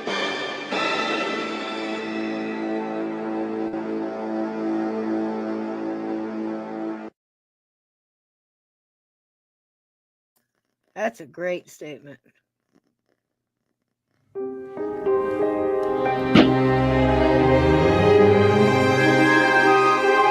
So crispy. Yep. He's got more hats than you do. He wanted me to tell you that. Ain't that something, Steve? That's a piece of footage right there, man. Ain't that some shit, as they say down south? I'm telling you, baby. I mean, did you see that poor man's hands? Yeah. Oh my gosh! That was because they threw some metal down his well, and he was drinking the water. Drinking that water, yeah. And yep, and he got some kind of weird cancer or whatever it was. Oh gosh! Deformities. And they'll call that man a liar. But why'd they throw the metal down the well? I don't understand the concept behind I don't know. that. Because if you look down through everything that went on with Roswell and how famous that got, and I can see many of pictures with the guy leaning down holding the metal, and people there at that time saying how they balled it up and it unfolded, and it had the hieroglyphics on it and stuff, all kinds of and stuff then like suddenly, that. Oh, it's a weather balloon. And when they had that guy in front of the camera there holding up a piece of a real weather balloon, he looked embarrassed. He was like, they ain't put this on me. I know the difference between a weather balloon and whatever this was. I mean, it's ridiculous how they've done and take good citizens that were witnesses just trying to tell the truth. Old religion, running radio. And so AJK2 out there, when you're listening to all these old mysteries and stuff like CBS Mysteries or any of the other detective ones or mysteries, they always have these stories about sightings. I'm going to put one up for Valentine's Day. I'll dig and find that. Stop looking at my shirt. It's AC/DC. So, for those about to rock, we salute Familiars tonight. That's one of my favorite All right. podcasts. Hey, we're just the same colors. Look. Timothy and Allison Renner, excellent podcast. They talk about all kinds of weird stuff. It's pretty Pennsylvania centric, but they have some good stuff over there. Glimmer Man, that was the first place I ever heard about Flannel Man. But Strange Familiars podcast, check it out. Bucephus is chewing on my braids. You want to pop up here and say hi? They can hear you purring, Mr. Man. I had the Mulder cam up there a minute ago. Well, we got to get the Bucephus. Boo Boo. Come here, Boo Boo. Ready? You want to say hi? Say hi. I know you're purring. He's half asleep. Can you hear purr? You want to say hi? Look at that. Look at all those wonderful people out there. Kitty. Oh, my baby. He's all muscle. Tiger Lily, are you seeing this? She loves cats. She's got like 9 cats. I think he's got like 150 muscles in just that one ear because he bends. They ripple. It's incredible to watch. Everybody saying hello. He's tuning in something there now. Go back to sleep. Go back to sleep. Go back to sleep. Here. Go back to sleep. We're going to watch another video. So what did I do? I cut out, back and back. For those about to rock, fire. So I will always be an AC/DC girl. I've seen Angus live. Boy, they put on a show. 4 or 5 times. Oh my gosh! He does not stop. Hey, they clocked him one night. They put a pedometer on. I miss Malcolm. I forget how many miles he runs on stage a night. Every time I say Bon Scott, I think of that thing: 2 tennis balls and a Crown Royal bag. Angus, what's your 6? Angus, no, they're fine. They have protection around them. They have Sysco protection. Immunity. They have. I've already lost a couple. Let's not lose more. So I went through and that interview that I shared with you guys. Okay, the quality on this is great. Of course, once you record it and keep going, it diminishes. But when you see it over on the Rumble, it's an amazing. Somebody recorded it in the crowd, and God bless him for it because it's the only one that survived the great wiping out of Mr. Mars. And thank God his books, if you've got them, hang on to them. I don't know if they've taken them out of the library or what, but there's so many. I couldn't list them all here. I'm going to do a night on Jim Mars and some of the stuff he talked about, but you'll see how he kind of lays it out here. But this is about a little bit about not the incident, because you saw about the incident. He's going to tell you something that came after all of that, after he had done his documentary and digging around some other stuff that came up Oh, great. Oh, religion. He's got Bigfoot encounters. I saw one too. We'll have to talk about it. There you go, Path. I knew you had a drink that you wanted to talk about. I love that. Yeah, I don't know if I can I get him love out this. there. This is Send me an some. unsolicited endorsement, but it's some of the best water you'll ever drink. Aluminum reusable bottle. Send me Veteran some. owned I'll and try it. operated, I'll give him and free they support advertising. veterans. They do these limited edition He bottles, does. and it has the website on here somewhere. I can never find it. Still water with electrolytes added for taste. Drink Path, drinkpath.com. Did you? But it's the best water, the bottled water you can get. Like I said, these are aluminum, they're reusable. That sounds great. Send me some, or I'll try to get some, and I'll advertise for them too. They ain't got to give me nothing. They can send me watered down. Let's send them an Maybe email. I can pull a. They'll sponsor the If show. I like it, I'll drink the hell out of it. Maybe it'll be like when Janis Joplin drank so much Southern Comfort, they sent her a Rolls Royce and a fur coat. I don't want the Rolls Royce and fur coat. Just send me the water. You know, I'll take a 65 Mustang, 1938 Phantom Corsair, or a tank. I have a feeling I'm gonna need one.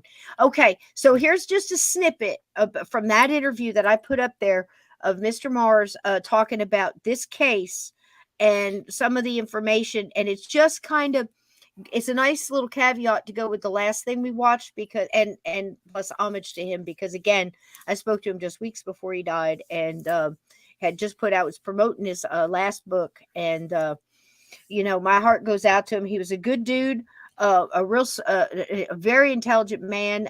He had a demeanor about him that he could sit at a table and just say matter of factly, hey Blue, we love you, man. We love you. Claire's here. Everybody coming in. We got a God bless you, baby. We love you so much. I'm sending you so much love. We got a bunch watching here. So much love. Everybody send Blue Thanks love. everybody He's for joining going us. through a very difficult time, and we love him. 33. We love him deeply. So, don't forget, Sysco works for tips only, basically. So, yep, Super I do. Chat, Please, Super Stickers is open. She's got her PayPal. hit that like in the description.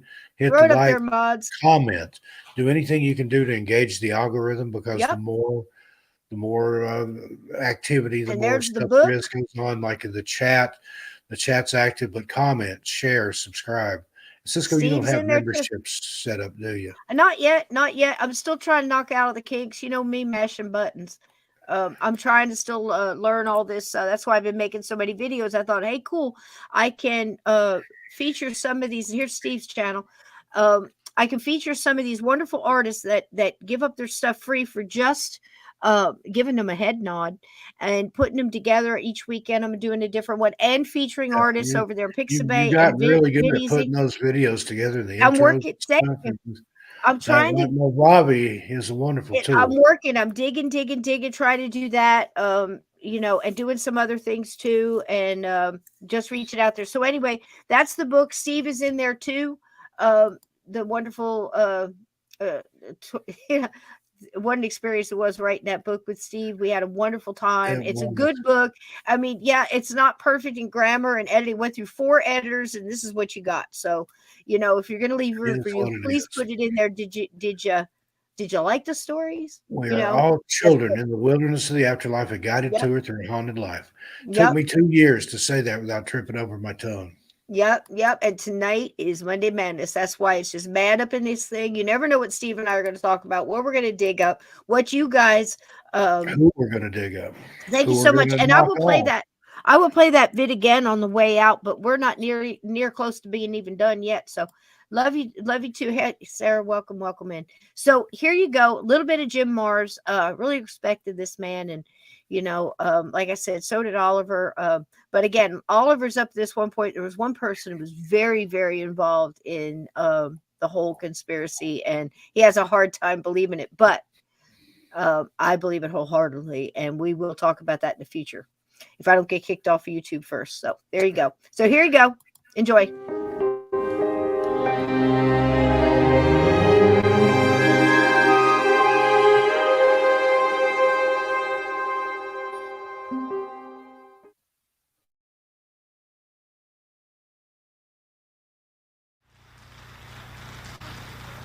I've got a PowerPoint program here that I hope will make it even be more graphic for you, maybe even more understandable. Plus, I have a very, very important piece of information that is not in Rule by Secrecy, because I did not find this out until after publication. But before we do that, I want to tell you about something that I've recently come up with that, to my way of thinking, is a true smoking gun in the field of UFOs. I recently completed a little documentary, Aurora, the UFO crash of 1897. Before Roswell, before the Foo Fighters, there was Aurora. And this one actually was documented in the newspapers of the time. Now, you will find an account of Aurora in my book, Alien Agenda. But at that time, I had gone into the old Fort Worth Star-Telegram, into their microfilm, and had, many years ago, back about 1973, and had found the story. And like an idiot, I didn't copy the whole thing. I just jotted some notes. I can still remember the memorable line. It said, the pilot, comma, who was not of this world, comma, you know, just like you might as well have said, you know, who had red hair. Very, very blasé about it. And then later, the story I quote in Alien Agenda is the story that I got from the Dallas Morning News, which of course is still in publication. But all I'd had up until about 2 weeks ago was a copy of the story. And I won't bother you with the story because it's in Alien Agenda and it's been reprinted other places. Now, the debunkers cannot say it wasn't in the newspapers at the time, because it was. So their argument is that it was just a hoax story, and that it was planted there by Judge Proctor, who was a little bit saddened because the railroad had bypassed Aurora, which up until about 1897 had been a fairly thriving town in North Texas, and it was kind of dying on the vine, and he was trying to drum up some excitement for Aurora. Okay, that's plausible enough, and I certainly paid attention to that. Until about 2 weeks ago, when I managed to secure a copy of the entire front page of the Dallas Morning News from April the 19th, 1897. Main headlines talking about the great aerial wanderer. There are 16 stories on this front page, and every single one of them concerns the large silver cigar-shaped object flying over Texas. Now this, folks, is in the spring of 1897. This is 7 years before the Wright brothers flew at Kitty Hawk. This is 7 years before the first powered balloon flight in the United States, the California era, and also in 1904. These reports range from the Oklahoma border as far south as Austin, Texas. And it's really incredible. Wortham, Freestone County. Captain John A. Lilly, a prominent and respected citizen of this place, a Mexican War veteran, claims that he saw the mysterious airship last night at 9:30. He said it was going straight up. Kind of leaves out a meteor, doesn't it? And of course, we have the story here about the crash in Aurora. And it says the pilot of the ship is supposed to have been the only one on board, and while his remains are badly disfigured, enough of the original has been picked up to show that he was not an inhabitant of this world. I'm telling you, folks, this was recorded years ago, and I have some copies of this front page. It's really worth getting. On 2 occasions, there's an account of where it actually landed and people communicated with the crew. One time they were told that this was a secret invention that had been developed by an inventor in mid-state New York, and that he and 2 assistants had taken off to test it, and it was such a success that they soon found themselves over Indiana. So they just kept going and ended up in Texas. And they said, but now don't say anything to anybody. Don't spread the word about this, because when we get everything patented, we're going to release this and it's going to revolutionize transportation. But in the same story, from a different place, we have a fellow who says it landed and they told him that they were from the North Pole in a strange and ice-free area up there where their ancestors had settled, and that they were developing this technology. Now, an even stranger story, this one to me is a tip-off that something's going on. And this is not in this Dallas paper, but in the old Fort Worth Register. There was a story of a railroad track inspector who it was getting late in the evening. He was about to turn back and head back to the city when he saw a bright light up ahead, and he went up to investigate, and he said there was a large silver cigar-shaped object sitting on the railroad track, and that there was some crewmen around in blue uniforms. And said the captain came up and talked to him and told him that they had to stop, make some repairs to their craft, and that not to say anything about this because they were on a secret mission. He said the craft was full of dynamite, and they were going to go bomb Havana.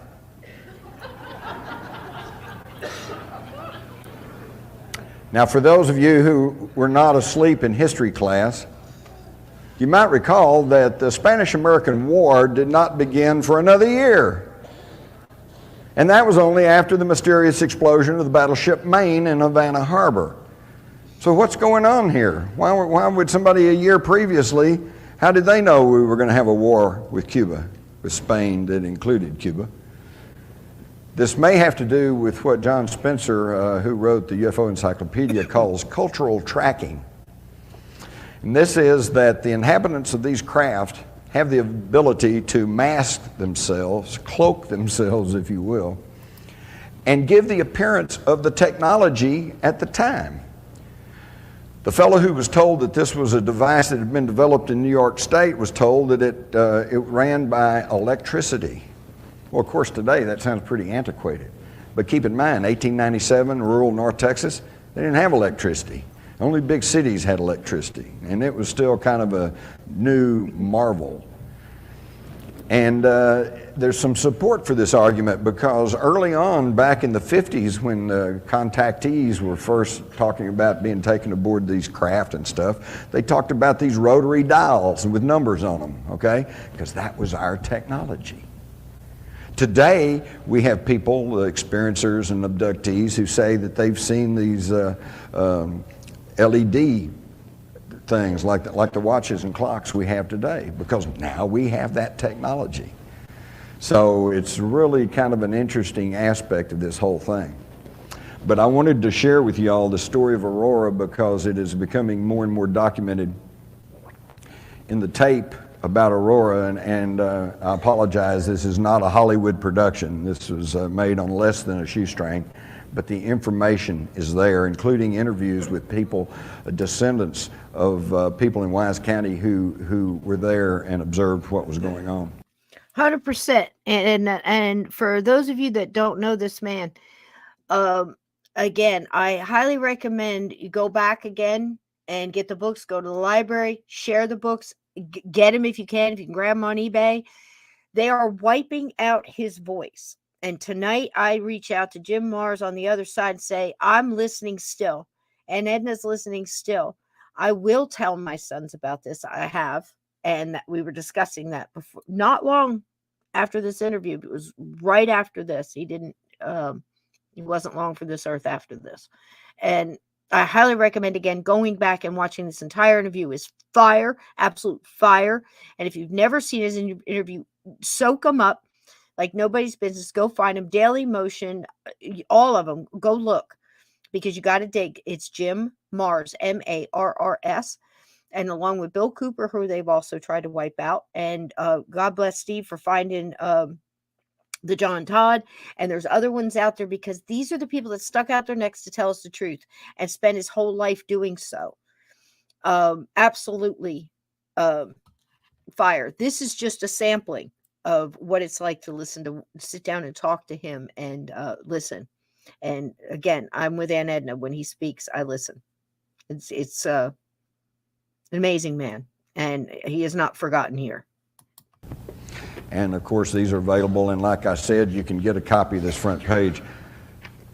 if you have friends and relatives that are skeptics and said, why there's nothing there, show them the front page of the Dallas Morning News, 1897. One other quick thing, I just have to put in a little plug here. I don't have to remind you of the war rattles and the saber rattling that's going on today I understand, in regards to Iraq and also North Korea. I'd just like to quote you from President John F. Kennedy. And this was back at the time of the Cuban Missile Crisis, when people were actually pointing real missiles at the United States. Now, if there was ever an excuse for us this was 2007, I believe, somebody, that would have been it. Today, what have they found? A few empty artillery shells and some, you know. President Kennedy said, the United States, as the world knows, will never start a war. We do not want a war. We want to build a world of peace where the weak are safe and the strong are just. We labor on, not toward a strategy of annihilation, but toward a strategy of peace. Think about that, folks. How far have we come? From a leader who epitomizes peace and the seeking of peace through strength, to a leader who says, if you don't like what we want to do, we'll just come kill you. It's amazing. Now, how many of y'all have heard of the mystery of Rennes-le-Chateau? How many of you really truly understand what that's all about? Stick with me. I think I'll help put this together for you. How many of y'all are familiar with the work of Zecharia Sitchin? Okay. Stick with me. I think I can tie this together for you. But first, we're going to have a pop test. Everybody got pencil paper number 1 to 10? No, you don't have to do that. Get your pencils. How long did the 100 Years' War last? I know. I know. Anybody? I know. 116 years. You get the gold star. 116 years for the 100 Years' War. What color is a purple finch? It's red. Okay? Which country makes Panama hats? Ecuador. Where does the term America come from? Some of you all went to the same high school I did. Amerigo Vespucci, the Portuguese navigator, right, whose name became associated with this new world of America. Wrong. Bzz. No. That story came from a monk, German monk, who lived on the Franco-German border back in the 1500s, named Martin Walsemüller. And good old Martin, I don't think he probably ever got more than about 25 miles from his home in his life. But in about 1515, he got access to a printing press, and he wrote a book. And he knew that there was a new world that they called America, and he knew about Amerigo Vespucci. So he said, oh, well, it was named after Amerigo Vespucci. He later retracted that. But we don't get his retracting because it was in the book, and the book keeps going on and takes a life of its own, and this is what we all get taught. Now, the point of this is, most of what we think we know, we don't know. And it's wrong. And I just want you to keep that in mind. Because let me tell you something, your mind is like a parachute. It works better when it's open. Amen, darling. Amen. God rest your soul, baby. God rest your soul. I picked it up. I'm running with it. We're going to keep it moving. We're going to keep the truth moving forward. Right, guys? What'd you think of that, Steve? That's something else. I could sit and listen to that man talk for hours. Yeah. I wish he was still with us. Yep. I would love to have him on the show and just sit and talk to him, pick his brain. So much wisdom came out of that man. That the rest of that interview, I just posted the link one more time. You can find any of his stuff anywhere. Like I said, his books are almost impossible to get. Anybody that tells the truth. Some in there they don't want you to know. Something in there they don't want you to know. They'll suppress it. They'll burn it. They'll pull it. It goes out of print. And but I'm gonna do it. Jim was the we man. know enough to question it. I mean, even Steve, Monday Madness again, guys. You can get anything, in aliens. I saw a couple of comments go by, where the grays, the evil ones. I again, my guess, my theory, and we'll get Steve's take on this. I think that they're the worker bees. I think that they're the ones. I was just thinking about that. Doing what they're told. Get my beard cut down to a manageable. Oh, Jim had a hat and a beard, bar none. I'm telling you, that's for sure. I've already got Jim the hat. And a brain to go with it. I love. Maybe it's time to get rid of the mountain wizard beard for a while. And, you'd look wonderful, honey. And love listening to stories when he was a young cub reporter in Dallas, of course, and all the different things going through. But here's the deal: he spent a long time getting the truth out. Agree or disagree with him. It set a lot of people off in different ways, very much like Alex Jones. I'm not an Alex Jones fan, but he's been screaming all kinds of stuff for a very long time. Got a lot of people to do their own research, and like him or hate him, I can't listen to his frequency. It's just way up into the fear frequency for me. It just rattles me just to walk by and hear his voice. But that doesn't mean what he's saying isn't a large amount true. Somebody like David Icke, he's been discredited. People make fun of him and stuff. And he says a lot of truth. I don't agree with everything he says. If half of what he says is true, like John Todd, he's on to something. He's done his research. There's pieces, right, Steve? You put them all together and maybe you come up with your own, but you can't discredit any of these people who have a nugget of the truth. The problem is the psyops take a nugget of truth and wrap it in lies. And that's how evil works. Look at the ravine. That's what she said in the ravine. If you look at the early days of the UFO groups and now the Bigfoot groups and Dogman, there are, I believe, paid shills, paid agents of disinformation that go into these communities and start fights between the people in there. And if you're busy fighting with each other, it slows you down that much more finding the truth. You get everybody on the same page and make a group effort, concerted effort. It works a lot better. Again, guys. But what he said there, that what you think you know, or how did he say it? What you think you know, you don't know, or something like that. Just the words of wisdom in that, just amazing. Absolutely. Yeah. And dig around in it. Like, look at the money, look at the banks, look at the, all the money. That's always a good who okayed the books for your kids that went into the education system. I'm going to give you guys, I know there's a delay and I'm trying to keep track of I'll do it on my phone because it takes a little bit for us to say something, you guys to get to react because of the long delay. I timed it once. I think it's like, who knows? I can't do numbers. But anyway, I want to ask you guys. Shoot. Sorry about the echo. So what was the question, Steve? I done forgot the question. Oh, honey's kicking in. Woo. Okay. Okay. But anyway, Jim Marrs, good. Bill Cooper, Ride a Pale Horse. I mean, all these different. You got to follow your own truth. Everybody's going to be interested in one aspect or another. And Edna's got to the question tonight there. Why are they so afraid of the truth? Well, it's because the truth will set you free. Thank you. Echo.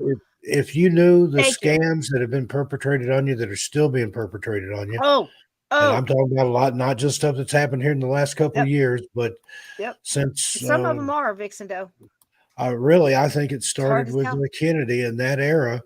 That was when the whole 60s was when everything started going downhill. That was when everything went to hell in a handbasket. But they've been pranking with stuff before that. Oh, Lord if God, you look back at things that went on in the 50s and in the 40s. And again, I believe in this technology stuff because he was talking about the people had seen the LED displays and stuff before it even existed. If you look at the technology pre-Roswell, and then just 20 years later, not even 20 years, in the 60s, you had LEDs, you had integrated circuits, whereas a computer used to take up a whole room. They've gotten smaller and smaller. My phone has more horsepower than the first several computers that I own put together. Yep. Okay, here's the link. I totally agree, Steve. Here's the link for the ravine in case we forget. Please go watch us on YouTube. Some countries can't get it. UK, some yes, some no. Canada, apparently Get no, you a but it's on VPN. Amazon Prime. Get a VPN, and then you can watch whatever you want, where you want. Cisco, that'd be another good sponsor over on Missing Persons Mysteries. NordVPN is one of my sponsors. I would absolutely do it.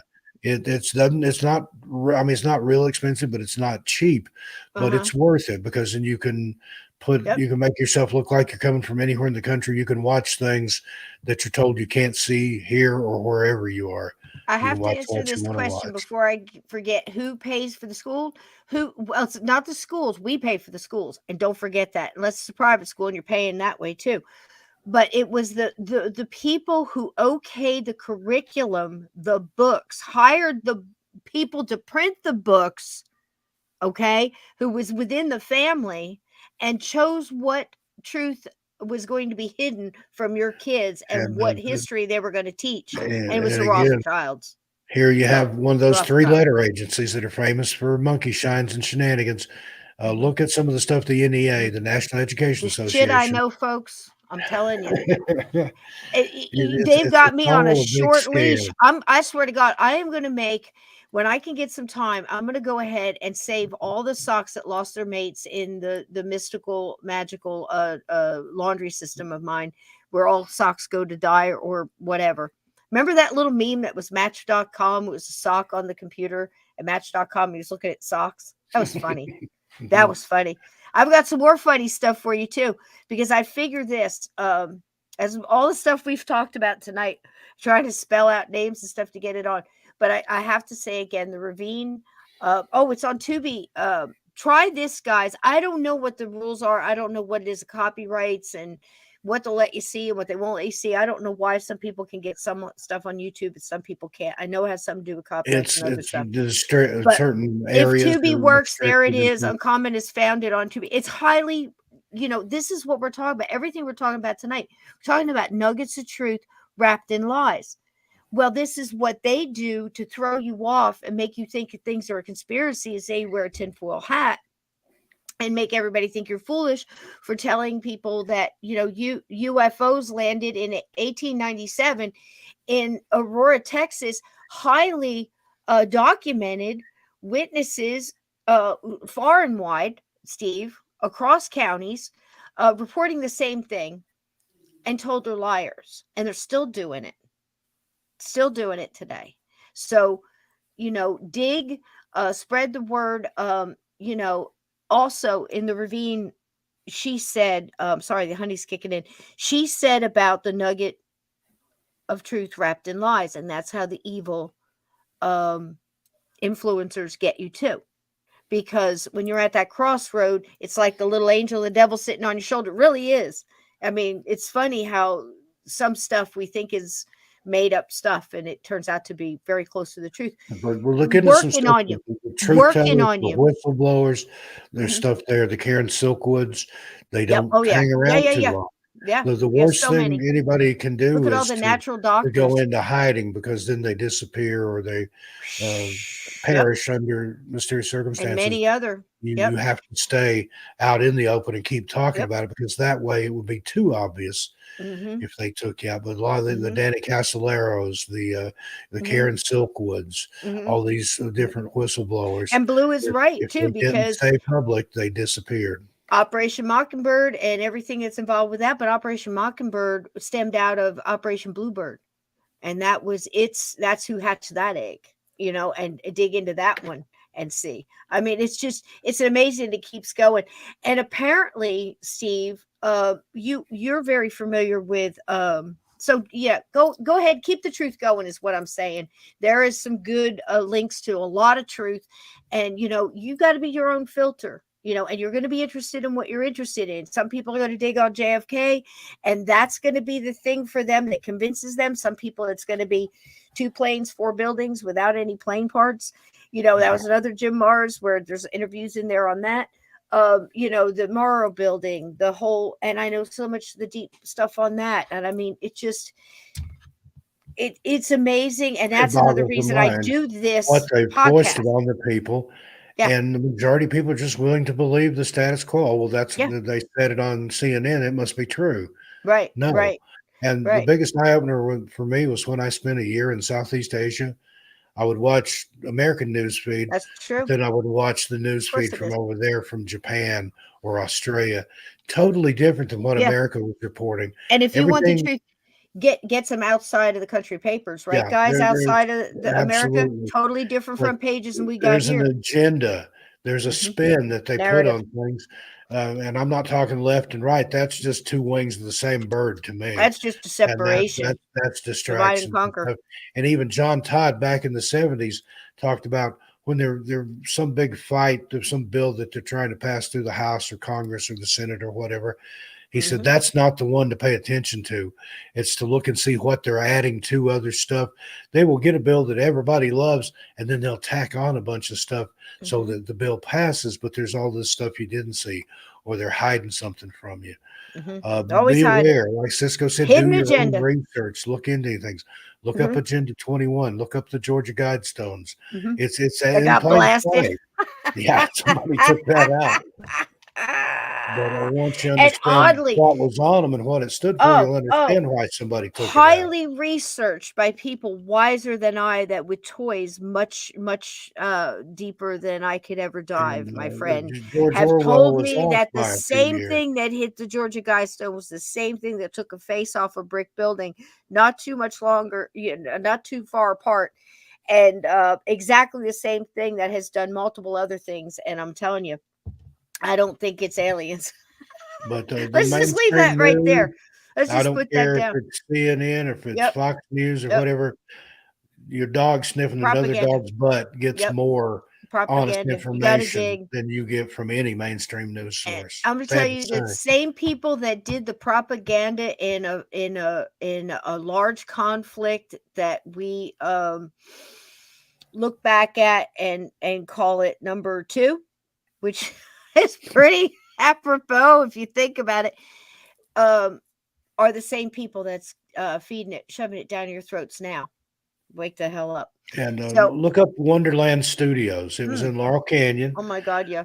It was run by Walt Disney, and that was the largest, most active film studio in the world, and nobody ever saw the movies because they weren't commercially released. It was propaganda. Now they did war films and training films and stuff too. But it had a lot of big stars going in and out of there. People that were later claimed to have been through that MK thing that we're not supposed to talk about. Just do your own research. Wonderland Studios, and you got to walk through the darkness. Lookout Studios. It was one of the other. It was on Lookout Mountain Drive, or I'm getting it mixed up here. It was in Laurel Canyon. It's either Lookout Studios, Wonderland Studios. I think Jared Leto or somebody like that now owns the place where it was. He turned it into a house. But that studio turned out more pictures that nobody ever saw, at least. Yeah. Except in the propaganda. So much stuff. There's so much stuff. I mean, look at what you can do with a green screen right now. I saw, again, I'll say it. I saw Godzilla Eat New York. It was very convincing. The stuff that has been perpetrated on the public. I got a news for you. Newsflash. War is deception. War is deception. Read The Art of War by I can't Sun Tzu or whatever his name was. Love it. Multiple copies in this house. Also, Patton. Go back and look at that. This is a dude who understood it. He was reincarnated. I feel very close to him because every time that I've gotten didn't he think he was word Caesar on past lives, or somebody like that? And multiple others. I mean, multiple lifetimes. Always a warrior, always a soldier, and I had that too. Most mediums that get with me that look into my past lives, I've had that. I've got memory of telling my mother about the dreams, my hands covered in blood and different, uniforms and stuff I was wearing. So I can kind of click in with that with Patton. And I, read his poetry and I read his letters and I read his stuff.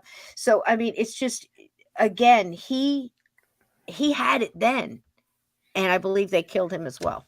That's another one. But I'll tell you, another tinfoil hat. Your children's children. Yep. Any book that's banned, yeah, we do. Read it immediately. Any book that goes out of print that covers these subjects, find a copy of it. There are places, I won't get give them out out of the the website, library.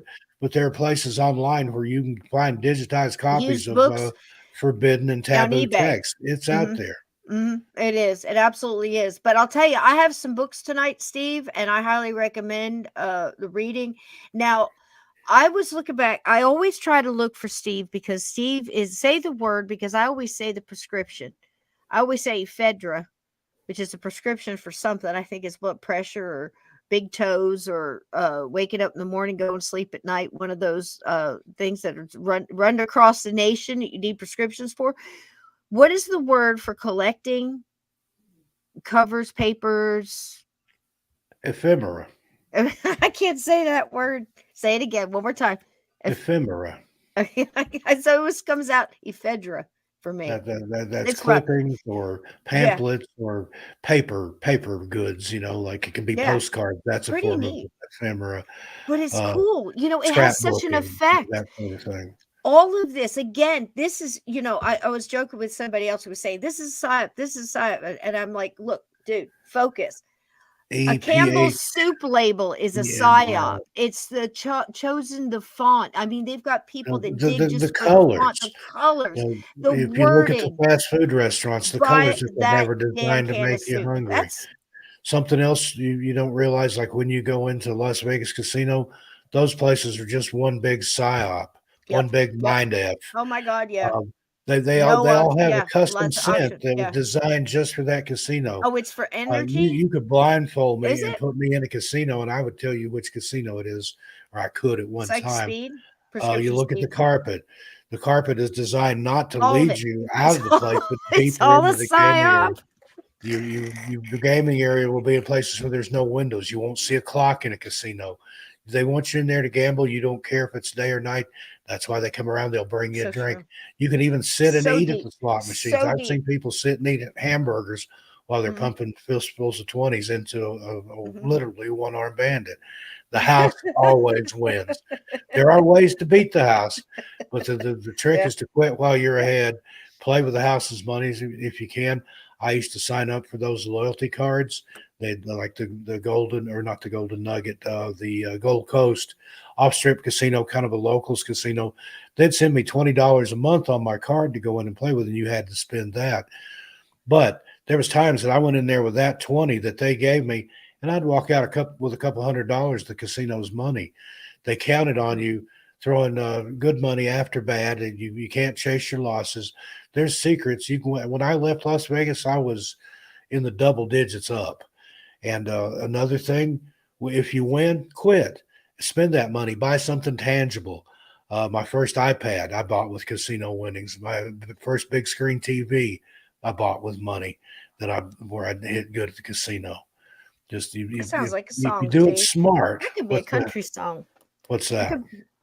I bought my first big screen TV with money I won at the casino. It does sound like it's got a little bit. It needs a little work. It needs a little work on the cadence, but I think I could get something out of that. Yeah, but I agree with everything you said, my friend. And so, as I'm always digging, because Steve enjoys that stuff, and I do too. I mean, just think about how you feel when you look at Halloween. You look back at the 1950s, 60s, those old vintage stuff that they brought back, and it shoots you back, right?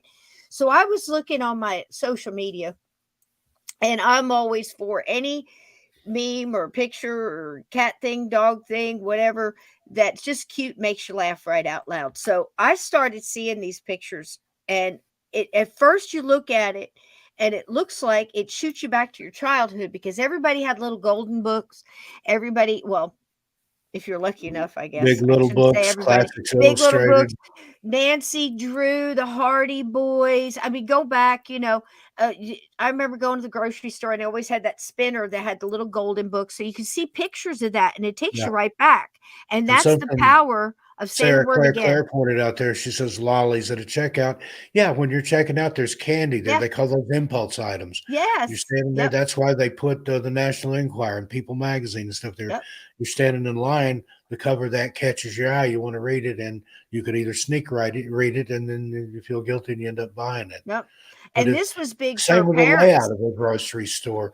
When you go in, go the other direction than you feel like you need to go, because otherwise it's meant to lead you through the store. They will put the higher price items at eye level, and the eggs are in the back. The inexpensive stuff is down near the bottom. They want you to. It's all mind control. It's all mind control, advertising, impulse. Suggestive. There's a really good book. It's probably out of print now. It's called Subliminal Advertising. It came out back in the 70s. You wouldn't believe the stuff that was in liquor My parents were in cigarette advertising in the magazines back then, and it was meant to grab your subconscious and put the idea of something in there. It's not the product you're buying; it's the idea of the product or the experience, or that you too can get the pretty girl and drive the nice car and enjoy vacations at the beach if you just smoke this brand of cigarette. It's all of it. It's all a damn psyop. Every damn bit of it. Psyop, it's all everything. propaganda. Every freaking bit of it. From how close the aisles are. If you notice, you're getting herded in like cattle going to the to the checkout. So your kids, while sitting in the cart, can reach the candy. That actually happened once, and I took the candy and I ate it in front of them. And, because I didn't want them stealing candy, but, sometimes you're putting stuff up. Your kids, hey, there's some Merlots, you know what I mean? And it's got 2 of them gone already, So they do that to mothers on purpose, and all those magazines and stuff like that are turned towards whatever, all of it, everything, everywhere you look is a psyop, and they've been building them for centuries. If you have a swimming pool in your yard, they call that an attractive hazard. That's kind of the way the stores and things are set up. They're attractive hazards there, if you will, things that you see it, you want to buy it. That's why commercials work. I mean, TV, that's why it's called programming. Exactly, 100%, Stephen. So I dug around in this ephemera, and did I say it that time? Ephemera, you got it. I had it. Oh, and I went back. Almost. Weird scenes inside the canyon, Laurel Canyon, covert ops, and the dark heart of the hippie dream. Dave McGowan, he was a good friend of mine. He's passed away now. I think they gave him cancer. Yep, I really do. Because cancer. he revealed Steve a lot and of I stuff. did a deep dive on that. That is one of the Journey best, Through the Great, most eye-opening books. If you remember that whole era, the peace and love and the hippie movement, the Woodstock generation, this will explain to you that the government was behind every single bit of that. Just about every one of those kids that were putting out music were military kids. Frank Zappa grew up on a military base. So the guy, John Phillips from the Mamas and Papas, he was a military kid. Jim Morrison, his dad was an admiral. If they're not dead, they're all dead now. Responsible for the Bay of Tonkin incident that got us involved in Vietnam. There's a picture of like a 12 or 13-year-old Jim Morrison standing on the bridge of his father's battleship. He's wearing a nice sweater. He's got a short haircut. 5 years later, he's a hippie. He's got this notebook full of music. He'd never sang or played with a band or anything. And suddenly, boom, how'd that get out there? Now, if you want to know what was going on with the Beatles, look up the Tavistock, Tavistock Institute. The Beatles were an experiment in teenage mind control, and it worked. Yep. Sure did. We're still talking about it today, man. That's how it is. That's all good stuff, Overlord. Keep dropping, man. That's good. But so anyway, I was digging around. Read Camelio. That's another one. I can't think of the author's name right now. Robert Guffey. He's a friend of mine. He's still alive. I've been on some shows with Robert. That will blow your mind. And you think about that because he puts forth that the military was testing this technology on the disenfranchised, the drug addicts, the prostitutes, the homeless. You broke out of the matrix. Nobody was going to listen to anyway. That makes ago. better sense. Read Camelio. That's an eye opener. Did we ever do a show on that? I know I sent you the book. Yes, we did a little bit. Yep, we sure did. And we did a deep dive on Laurel Canyon and all of the, about that book. That you see in the movies, the technology. I've have people in Hollywood. I've got friends that work in the film and TV industry. They say anything that you see in a movie, the military probably had that 20 years ago. There are liaisons from the Department of Justice, the CIA, all government agencies, 3-letter agencies, the alphabet agencies that actually consult, that are hired as consultants for these films. And they're told either what to put in or what they can't put in or how much to put in. Multiple. It's the frog in the boiling water scenario. Yep. And you're in it. We're in the water and it's you didn't miss it. You didn't miss it. It's right here. No, you didn't miss it. You didn't miss it. So yeah, see, you didn't miss it. Hang on, don't go anywhere. I know you guys got to go. So anyway, I was digging around. Oh, that's good stuff, man. So I was digging around because Steve likes nostalgia and everything else. And we were talking about psyops and, you know, all that. So you think about, you guys know what I'm talking about, little golden books and a little turny-bouty thing. You could grab one for the kids. Back in the day, I don't know, how much were they, Steve? 69 cents, 50 cents, 25 cents, a nickel when they first started out. Like less than $1 and even cheaper before. They were 99 cents when I was a kid at Woolworths. When you were a kid? There you go. The big little books, the golden books. Don't go. The Classics Illustrated comics. All of that. So I started seeing these things, and I brushed over the first two because I was just looking at the cover art, and I'm like, oh man, that's a zap from the past. Great. Then I started really looking at them. So I figured with all the stuff Steve and I have talked about tonight, we went yellow about 10 minutes in. So might as well shoot the works, right? We had Mars on. We talked about aliens, being buried, moved around. We talked about JFK. I sometimes get them confused. Jim Mars, and then there's another guy named Tex Mars. Look up the Codex. I can't think of the name, but he goes into all the occult symbols and how they've been. It's real John Todd territory where it's a part of pop culture, and they put those symbols out there. They leave their mark on stuff. That's their whole point, is to do stuff in your face. The Codex Magica by Tex Mars, not to be confused with Jim Mars. That's one to look up there. Look that up. And Tex Mars has got some other really good books. Look that one up too. That's good. Old Religion's throwing this down. So I'm digging around and I see these books. And I said, man, Steve, I got to share them with Steve. So I figured, can I show them? And I'm thinking, I'm going to try. I won't be able to read them all. You can read an excerpt. That's covered under the copyright exemption thing. If you're excerpting it for review or editorial or educational purposes, you can read a certain amount of it. Well, you'll see them. And I probably shouldn't read them all, because if you look closer, I'm not sure these are the books from our childhood, Steve. Here's one. And it states, your bullshit is well documented. Get off social media. It's a rare copy. I believe it's the first edition, Steve. This isn't a little golden book, but it definitely leads back, way back. And these are all from a wonderful artist, a wonderful artist on Facebook called Your Childhood Ruin. You can find all of these on yourchildhoodruin.com, and I highly recommend this guy. I don't know how he does it. I mean, it's amazing. His story is amazing. Go watch him over there on social media. To take that stuff and make it look real. And I'm just digging it. So here's one of them. I went back and grabbed a couple to share with you guys, and went back through the succession of time. And I hope some of them will, it is, Glenn. And I hope some of them will bring back memories. Here's another one. This is an early edition as well. Hurry Up, Lifetime of Agony, Dead Ahead. I don't remember this being one of the readers we had, Steve. Did you have that one? How about this one? A glimpse at the impending doom of adulthood.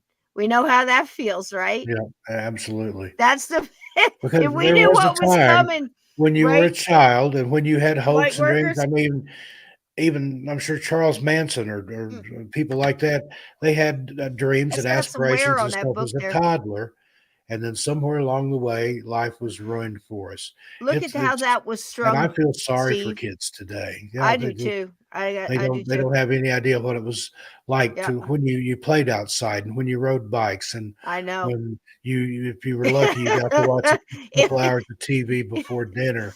But if they knew what was coming, Steve. Yeah. Here's another one for you gem collectors and crystal collectors. Rocks are better than your shitty kids. This isn't up for debate. Rocks are effing awesome. This is up for debate. Rocks are fucking awesome and easy to take care of.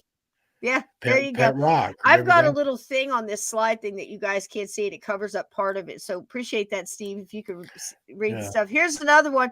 I'm well on my way to be a total mess if I grow up. If I grow up. Now this one was 19 cents, Steve.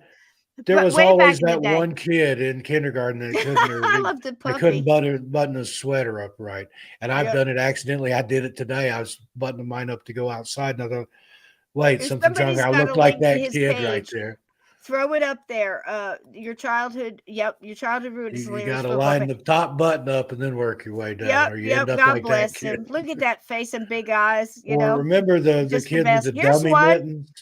This is a little golden book right here. Your childhood ruined at the top. Look at him. He's a great graphic artist. Bitch slapped with a salmon. Sorry.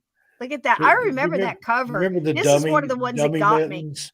The kids, their mom, Yeah. they would have their mittens on a string, We so call they them didn't idiot lose them. mittens. We call And them idiot if you mittens. grabbed one of their arms and Here's pushed one. it down, the other hand would fly up. Now I believe I had this this little golden book. Now that's Steve, every this cat one was right there. 69 cents. This one was 69 cents. I think I had this. I think I got it with Rudolph the Red-Nosed Reindeer around Christmas time. But that was your little golden book. Always had that little foil edging, right, Steve? Right all down the side like that with the gold and black foil. I wish I had all those books. Oh my God, I wish I had it. I had a copy of this. Scholastic books from school. My Here's order one from for Scholastic, there would be two moved- boxes. it One would moved be for up to everybody else, and I would have my own box. My parents would indulge me anything I wanted to read, so I'd go nuts with those Scholastic, where you got the little, the thing that check marks and you hand it off to the teacher. I buy $40 worth of books. Oh hell yeah! But they're not like they're now. This is moving up a little bit. This is moving up in time a little bit more. When Barbie didn't come out to 1962. This was probably more in the early 70s, when women were just like, I'm going to do my own thing, and it's, as you can see, like this. I'll just marry my cat. So I don't know. Did anybody here ever have a copy of this? I guess we're not to say that anymore. Here's one of my favorites. I think my older sister had this one. I know a few people that we could should use get that copies book. of this and hand it out to all gatekeepers. This should be in the gatekeepers required It should be on your library. coffee table. It should be on your coffee table. Better yet, punch a hole in it, tie it on a string, and hang it from a nail outside your front door, and put a sign up. Please read this before knocking or ringing the bell. Coffee table. That was good, Steve. I love that. I love this picture. And the honey kicked in. I love this picture so much. We're off the rails now, kids. Hang on. There's only a couple more. We can do it. We can do it. Oh my God. If my mascara starts running, my eyes start to burn, it'll be a whole different show. I swear to God. All right, here we go. I don't even know what's next. I'm scared, Steve. Oh, this is a good one. We're for the internet. Now I forget what these books were. These books were part of like another, like Easy Reader or Next Step Up. It wasn't called Step Up or something. Looks like the weekly reader books. Weekly reader. But it was Step Up. It was like, yeah. It was, it was the next step up. It was required reading. Golden books. Oh my God, there goes the mascara. Here we go. All right. I can't. Love the look on the old woman's face there. What? Nancy Drew's like, Grandma, look. Butts and boobs, number 29. Oh, it's a mystery. It's Nancy Drew. Oh, this guy's brilliant. I swear to God. Oh my God. Thank you so much. Oh, that's funny. Oh my gosh. That'll lift your vibration. Oh, that's funny. Some of these are just something. I like the way she's hiding behind the couch watching him, and he's like doing something. Is he getting in the safe behind the painting there? Is he punched a hole in the wall? What's he doing? I don't know. Oh my God, she's sneaking. Another Nancy Drew. She was on the case, man. I'm telling you. Is this not brilliant? Is this not brilliant? Oh God, my eyes are running. Oh. Now I can relate to this. I love this so much. I almost set the house on fire once trying to dispatch a black widow with a lighter and a can of hairspray. So I can that spider was effing huge. And then I've got a guy in Johnson County, Tennessee that says, "Man, come up here. There's a cave I know of where there's there's spiders as big as house cats." I'm like, take a picture and email it to me. I'm not going in a cave with spiders as big as house cats. And he said the body of the spider is as big as the cat. Then you got the legs and stuff. No, hard no. No. And then there's babies. Oh, and they scatter all over. Oh, arachnophobia. If you want to lose your mind, I still to If this you day, have, every time I eat a bowl of any kind of popcorn, fear of spiders, watch that and movie. to watch him Wheel of Fortune, and he's eating the popcorn, and the spider's in the bowl, and he gets closer, and the spider moves. He's closer. Oh, stop it! That's horror, And when folks. they're I don't coming need up to go out of the past that. sink, the little overflow in This the I thought sink this and was the drain. adorable. Did you have this one? How are I we believe supposed to I listen to this believe I shit without studied that. drugs? I felt that We're way kind about of the certain mood. types of music, particularly It's for rave the and some older of that kids. stuff. It This is for doesn't the make older any kids. sense without some sort I'm of sure ingestibles, no one consumables. is condoning any kind of drug use here whatsoever. This is obviously for the older kids. This is probably just the young kids stumbling into the older brother's room in the 70s. That's it. It's just a look back and with nostalgia, right, Steve? Yeah, absolutely. I love this one. It was not a little golden book, but Bob and his little nuts are frozen. Poor little It's Bob a good would spoil. story. His It's a nuts are good frozen. story. Look, it's snowing, and It's a good story. It's lovely. The graphics, they didn't hold back. They didn't hold back. I love this one for obvious reasons. You only love me when you're hungry. And it's the thoughts that that's an have owner's manual for cats. are they dead? And this one says, I have dibs on the face. So, that's what they're thinking at the time. So a lovely book about having a pet cat. So who doesn't need that? Here's one. She's got a certificate for her emotional support panther. Just Nancy Drew, she was into everything. This one, I love this one. I thought I had to include this for all my paranormal people, my investigators. Beware. It's out there. Beware. That's all I'm going to say. The haunted hand shop. I'm sorry. It's paranormal. It's okay. Because it's investigation purposes. Paranormal activity ensued. Oh my God. No For all extra those out charge there for a happy wishing ending. on a star, I hate to burst your bubble, but here we have the conscious himself. What was his damn name? Jiminy Cricket is telling you the truth. He's finally getting out the truth. Burning down the house. The stars care not for your dumb wishes. Take it from Tigger. Don't put up with the nonsense. There you go. And this one I love we were talking about Laurel Canyon. So how apropos is this one? Pete drops acid and fights a dragon. Oh, it's funny stuff. Oh, wait a minute. I did that one twice. It was so good. Pink Floyd was so good. We did this one twice. Sorry about that. And there's Barbie and her cat. Oh, did anybody have this as a kid? Do you remember this one, Steve? This is a little later in the 70s. We're getting a little bolder with the toys. That's kind of the Tony Montana action place. Yeah. There. Granted, it's not a book, but, we like to look back at toys here to bring back memories. And I don't know, did anybody have this as a child? I had the Easy Bake Oven. If I had known this was out there, I didn't see this in a Sears catalog, Steve, but if I had, I would have probably asked for it because look, it comes with its own weapons. It's got cash. Look at that. It includes 8 activity cards. Cash and several kilos of some unidentified white powder there. On the symbols on the cards. How about that? 8 fun activities in portable carrying case. Hey, look, it's cushioned for that. See how it gets scratches on your weapon. Look at that. It's beautiful. Well, that was absolutely gorgeous. And like I said, that was much needed laugh there. I'll tell you what, that was something else. But this again is the artist, Your Childhood Ruined, and just fantastic. Go give him a follow, give him a thanks, and just that's the one. That's my favorite one right there. Should be, as Steve Stockton said, you heard it here, folks. This should be on your coffee table. Should be on your coffee table. And that was just something. It was so much fun. But again, it's art, and I wanted to support that. And everybody else here that's got a channel.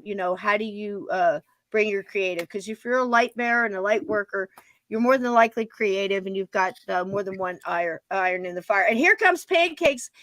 where's the bacon with pancakes? It's, oh gosh, that makes me hungry. Now I want a BLT. Pancake. I'm not sure how to say pancake. He gave me permission to call him pancake. Good to see you, and he pancake. belongs right here with all this lovely bacon. Everybody throw up bacon for everybody in this chat tonight. I love you so much. Steve, tell us what you're doing and what's going on and what the hell new videos over on Missing Person Mysteries just released episode 29 of National Park Mysteries and Disappearances. I've got another Almost Missing interview coming up. Fascinating stuff. I'm working currently on a video about the Lost Dutchman mine in the Superstition Mountains in Arizona, something I've always been fascinated with. And tonight, about a half hour or so after we're done here, I have the Dunwich Horror, some classic H.P. Lovecraft over on 13 Past Midnight. I can't remember if that's a BBC or LibriVox production, but it's good stuff, whichever one it is. These should be in every school and on every bookshelf and every coffee table. That's also a coffee table book. This is acquired reading on Amazon and wherever fine books are sold. Workers. Put that in your reading library. You know, maybe we should get one, start a book club. Thank you for all the bacon. Read it to your grandkids. Pancakes and bacon. Bobby, love you. You're going to love that interview with Jim Mars. I will throw it up one more time because I do not want them to be successful in silencing the things he had to say. Other people had many wonderful similar things that they put out. They lost their lives. I mean, Cooper got shot in the neck in his driveway on Thanksgiving, to get this truth out. So do we let them keep all this truth under the rug? Do we let them wipe it out? Or, agree or not agree, with everything he said or everything David Icke says? Again, I don't, but I listened to some of it. He's been out there a long time. I listened to his son too. In there. You have to dig for it. You have to listen. Can discern. You have to read between the lines. Right. For myself. If you go back and listen, I've got a whole playlist, 14 half sides of tapes, 7 tapes total of John Todd over on 13 Past Midnight. But if you listen to stuff he was saying, and I heard those tapes in church on Wednesday night back in the late 70s, a lot of the stuff he said, he talked about, listen to those tapes and then look at what's going on now. Absolutely. He was match it up. And I'll tell you what, you guys, I'm gonna for everybody that's just coming in, if you're going out and you want to feel good going out, I am going to replay. This is the last night for Asher, and of course I'll be using this music throughout the year, but it's the last night for him to be a featured artist. This is Asher Valero, the music that you will be listening to. I post the name of the songs in there. Again, I want to thank everybody at Pixabay and Vid Easy. If you're on a budget and you need to do a vid, or you need to put some stuff together and you're not paying for that whole great big, for footage, stock footage and stuff like that, you can really, it takes a little extra time because the stuff is shorter. Again, some of these scenes I had to copy 70 times just to get or spread out the speed on the video or the GIF to make it work with the music and stuff and make it fit. So all of this is art. What you guys do here, with your lives and everything that you're involved into, you are an artist. You're a creative being, and if you're here, it's because you have an open mind. You have an inquisitive mind. I see the things that you're saying in chat. Your knowledge is vast. It's multiplied when you get together, as well as your energy. So tonight, again, I want to send all of our loved ones in chat that need an extra hug, that need to know that they are part of something. They are not alone. Raise the vibration. Everybody that needs healing light, needs their light sparked up a little bit. You need your ambers. What do you call that? Stoked. You need to be stoked tonight. Please accept that energy that we're sending out to you. I'll tell you what, Steve and I have connected over the years like crazy. We're not going to get on the story tonight, but one time he gave me permission to carry his energy to someone so they could read it. I know that sounds funny, but just she knew when you walked in the door. And I still got a little piece. Absolutely. And I still got a little piece of that because he'll start saying something and I'm messaging him. I'm typing what he's typing. I get it. And I've loaded mine. And he gets you owe me a Coke. All the time. You owe me a Coke. Yeah, well, that all happens the time. often. And other people, I do that with Tiger Lily, and I do that. Yep. You get And on when you that same connect in, wavelength with people, and mhm, I think that's how people used to communicate over long distances before yep. we had Oh stuff like yeah. this. Oh yeah. And the way, aliens and the way people in the afterlife and even before they leave and cross over, it seems that earthbound spirits that haven't decided to cross over yet have um that ability to speak just by telepathy. You know what I mean? Not moving their mouth. How Yeah. many times have we heard that she spoke without moving her mouth, but I heard her? But it seems like it's stronger once they cross over. So we're still digging around in all the mystery. You are such a big part of that. And, again, I'm celebrating the art and everything we do, from cover art, just doing episode art, from doing writing and research and producing and interviewing and all of these things. You are all artists and you are all keepers of the light. And I'll tell you something, the other side can't do that, because once you start disconnecting from source, take it as you will. Once you start disconnecting from source, you lose your creativity and your ability to think for yourself and your ability to be, to invent things and create all of that stuff. That's what they want killed. So celebrate creativity, celebrate the art, celebrate all of that. And these, wonderful people that have little Facebook groups and, things and, podcasts and whatever. Support Support small each other. creators. Yeah, the channels, Support each other. if So they're that's telling the why I'm going to truth, play it. push it out there. Use your platform to push smaller platforms. Absolutely. And, celebrate people just thinking up doing stuff like this. Like I threw this together and, it's a lovely experience for me. It's a lovely way to But celebrate it is everybody a out there labor doing. of love. It is And a it labor of helps you love. all too. So we're going to go out with good vibes tonight. I played it last night. If you missed it, it's going to be about 10 minutes of music with lovely scenes that if you watch them, you'll go off to sleep feeling a little bit better tonight. And then I love you, Steve. love you too. About 20 minutes after this show ends, Yep.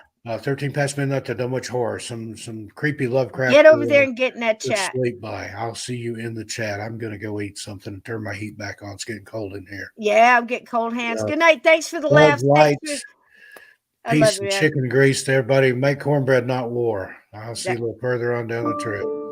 Amen. And find some warmth in all this cold and snow. It's out there. Namaste, sweetheart.